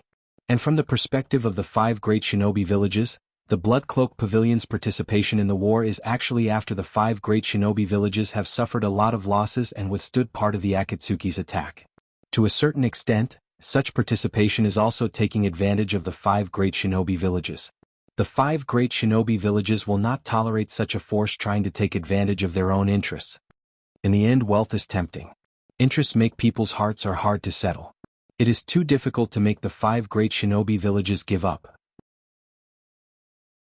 Unless Nangongjo can show his own powerful strength that the 5 great shinobi villages can't resist, and let the 5 great shinobi villages understand that dividing the benefits is a suitable choice, so that they can swallow the benefits that are in their mouths. Fourth Sama, the 4 shinobi, do you think shinobi, T?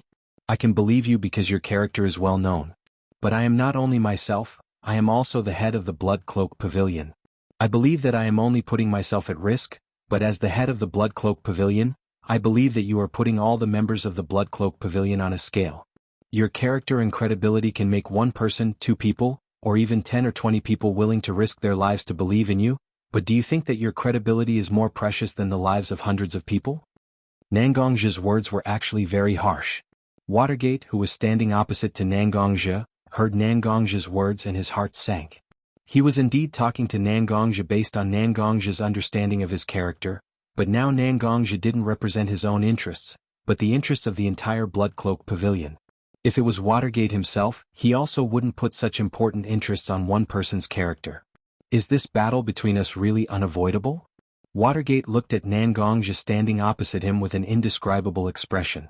Whether from a public or private point of view, Watergate didn't want the 5 great shinobi villages to have to fight with the Blood Cloak Pavilion again after the battle with Uchiha Madara, Uchiha Obito, and Otsutsuki Kagaya. The 5 great shinobi villages really couldn't afford such a loss.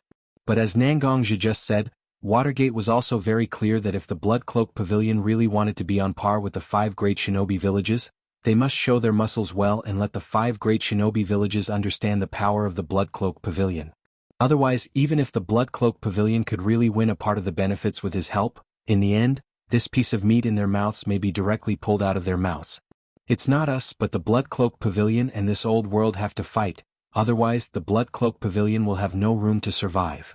What does war mean? The most eye-catching thing is the flow of blood and the loss of life. Although Nangongjo has experienced large and small wars, and the lives in his hands are more than hundreds of thousands, but with the increase of age and the accumulation of experience, Nangongjo more and more hoped that he could solve the problem as much as possible through some more gentle means. However, the world will not change because of 1 person's will, and the reality still forced Nangongjo to take the lives of people over and over again. Now Nangongja still has to fight. Because Nangongja is the head of the Blood Cloak Pavilion, Nangongja has to fight for the future of the Blood Cloak Pavilion. Sasuke. Let's go. After Sasuke heard Nangongja's words, the 6-tomo Rinnegan in his eyes quickly rotated, directly creating a passage connecting the origin sphere and the real world. Nangongja took out a blood-colored jade pendant from his bosom. He clenched his fist and shattered the jade pendant. A blood-colored light shot up into the sky from the jade pendant's fragments. When the Blood Cloth Pavilion disciples who were still able to move on the battlefield saw the light beam, they all took the injured Blood Cloth Pavilion disciples who could not move on their own and left in a certain direction as if they had planned this beforehand. Sasuke also left with Nangongja. Naruto stood beside Watergate and watched Nangongja and Sasuke leave together. Originally, Naruto wanted to rush forward and directly ask Sasuke and his uncle Nangong why they had to fight. However, he was stopped by Watergate. When the blood in his head subsided a little, Naruto also understood that there was no way to persuade his father or uncle. He could only watch them lead their men to fight. He was clearly a savior who had just saved the entire world, but now he was still so powerless. Chapter 736. Naruto could only helplessly watch everything happen in front of him. He thought that as long as he defeated Otsutsuki Kagaya, there would be no more wars in the ninja world. But now it seems that Naruto thought too much, because as long as a person's heart still has selfish desires, then the war will never end. Is it really impossible for people to understand each other, and can only achieve their goals by harming each other through war? Naruto couldn't find the answer, and could only be held by his father, Watergate Namikaze, to use the Flying Thunder God Jutsu to leave the defense of heaven that was about to collapse. After leaving the heaven's defense space, Nangongja and Sasuke immediately headed directly to the previously scheduled location without stopping. When Nangongja and Sasuke arrived at the designated location, the disciples of the Blood Robe Pavilion had also gathered. Seeing that nearly 1/3 of the Blood Robe Pavilion disciples had been reduced, Nangongja's eyes became uncontrollably wet. Nangongja didn't hide the sadness in his heart at the moment, but directly showed all his sadness. The disciples of the Blood Robe Pavilion looked at their leader, who had always been serious and even a little bit cold at this moment, showing such emotions, and everyone's heart was also full of sadness. Looking at the disciples of the Blood Robe Pavilion around him, Nangongja cupped his hands and saluted everyone, then said to the remaining disciples of the Blood Robe Pavilion, "Everyone, I Nangongja have let you all down. If I had been stronger, I might have been able to end this war earlier and lessen our losses a little. Today so many disciples of the Blood Robe Pavilion have been reduced, it's really my fault. I'm really sorry everyone." With that, Nangongja cupped his hands and bowed deeply to everyone. "You don't have to do this, leader. We all know that our sacrifice now is for the future, leader. You don't have to blame yourself so much. Our dead brothers will never blame the leader. We all know that the leader has done a lot for us, and has done a lot of things that he didn't want to do. We are sorry for the leader." Sasuke stood to the side, watching the various performances of Nangongja and the many disciples of the Blood Robe Pavilion. His face was still cold as he watched from the side, as if he was coldly observing everyone. There was no doubt that Uchiha Sasuke was firmly on the side of Nangongja for various reasons. But it wasn't the Blood Robe Pavilion that convinced Sasuke, but only Nangongja. Sasuke didn't have any feelings for the Blood Robe Pavilion. Obviously, Nangongja was trying his best to win people's hearts before the war. Sasuke didn't have any rejection or resistance to this approach. He just watched Nangongja flexibly display various techniques. Although Sasuke didn't want to learn and use such techniques, Sasuke believed that he should understand such means, otherwise if he encountered such a situation in the future, he might not have the means to deal with it. After a few words from Nangongja, the remaining disciples of the Blood Robe Pavilion also became excited and full of fighting spirit. Seeing that the morale of the disciples was high, Nangongja finally pulled out the sword hanging on his waist and directly inserted it into the ground in front of him. The power of nature, internal strength, and sword energy poured into the sword. These energies constantly impacted the space, connecting the passage between the ninja world and the Lion Clan's different space. There were some geniuses of the Blood Robe Pavilion hidden in the Lion Clan's different space before the war, as well as some of their family members who had no fighting ability. There was also an elite team belonging to the Blood Robe Pavilion, acting as the last force to protect the families of the disciples of the Blood Robe Pavilion. Although it was only a small team, it was actually composed of the top fighters of the Blood Robe Pavilion. When such a team was selected, none of the disciples of the Blood Robe Pavilion fought for such a place that didn't directly participate in the war. Because at this moment, everyone broke out with an extremely strong sense of fairness. The 120 people in the team were recommended by many disciples of the Blood Robe Pavilion, and they were powerful existences with great potential in the Blood Robe Pavilion.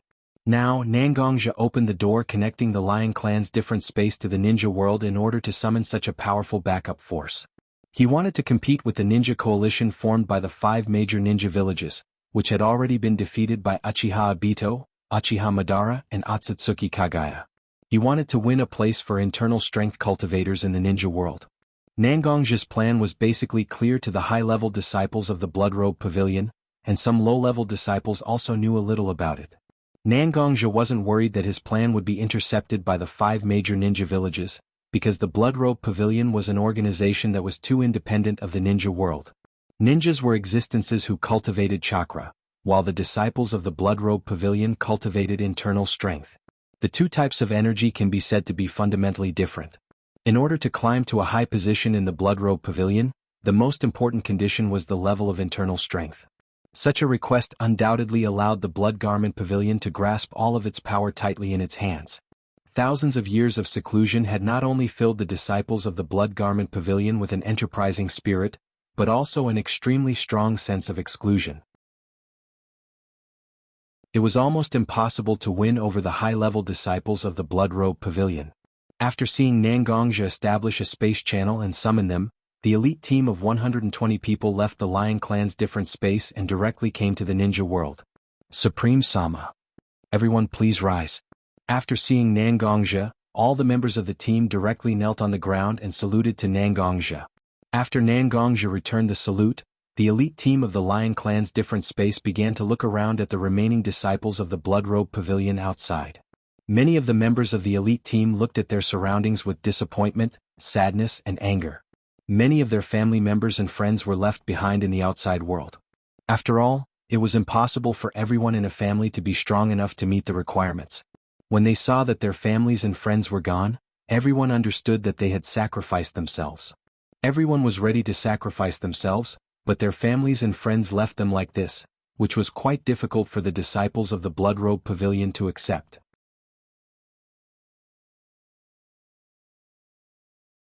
Chapter 737. While the Blood Garment Pavilion was preparing their troops and summoning all the forces they could muster, Shui men naturally wouldn't just stand there and do nothing. Forcibly suppressing the fatigue after the fierce battle with Otsutsuki Kagaya, Watergate traced the marks left by Orochimaru and Tsunade, and found the two who had not participated in the battle in the middle of the battle. They were more like bystanders. Orochimaru-sama. Tsunade-sama. Although he was already the supreme leader of Woodleaf Village, the two people standing in front of him were his sensei, Jiraiya's teammates. So whether it was from the position of the Sannin or for his own seniority, Watergate was very respectful to address them as Sama. Even if Orochimaru was still a traitor of Woodleaf Ninja Village. Yandame-sama, you don't have to be so polite. I'm just a traitor of Woodleaf. The crimes of that year will not be erased in any case. A traitor for a day, a traitor for a lifetime. Now I'm just a traitor of Woodleaf. You don't have to be so polite to a traitor, do you? Orochimaru looked at Minato with a smile on his face, as if he was judging other people. He put a layer of sin on himself. Standing on the side, Tsunade looked at Orochimaru and Watergate, and suddenly felt that she didn't quite understand what was going on with them. As the granddaughter of Woodleaf first Hokage and second Hokage, although Tsunade was not fully exposed to politics, she had a certain understanding of some political tactics and means. Since Watergate directly addressed Orochimaru as Sama, just now, it naturally represents Watergate's goodwill to Orochimaru. As long as Orochimaru can go with the flow, Watergate can use his own means to whitewash Orochimaru, and even take advantage of such an opportunity to push Orochimaru to a very high position. From then on, Orochimaru will no longer be a traitor of Woodleaf in the ninja world, but the backbone of his own ninja village. After experiencing this period of time with Orochimaru, Tsunade could clearly sense that Orochimaru's previous madness and paranoia seemed to have weakened a lot, and his whole person became wise and far-sighted. This kind of wise and calm Orochimaru was actually the original Orochimaru in Tsunade's impression. Tsunade wasn't very clear about what kind of thoughts Orochimaru had in his heart, but thinking about it from her perspective, Tsunade felt that Orochimaru was actually eager to return to Woodleaf at this moment. But clearly now that there was a way down, why did Orochimaru himself want to tear down the steps that Watergate deliberately built for him? To himself? Seeing Orochimaru's actions, Tsunade was just about to stand up and explain Orochimaru's behavior to Watergate and fight for the opportunity for Orochimaru to return to Woodleaf Village.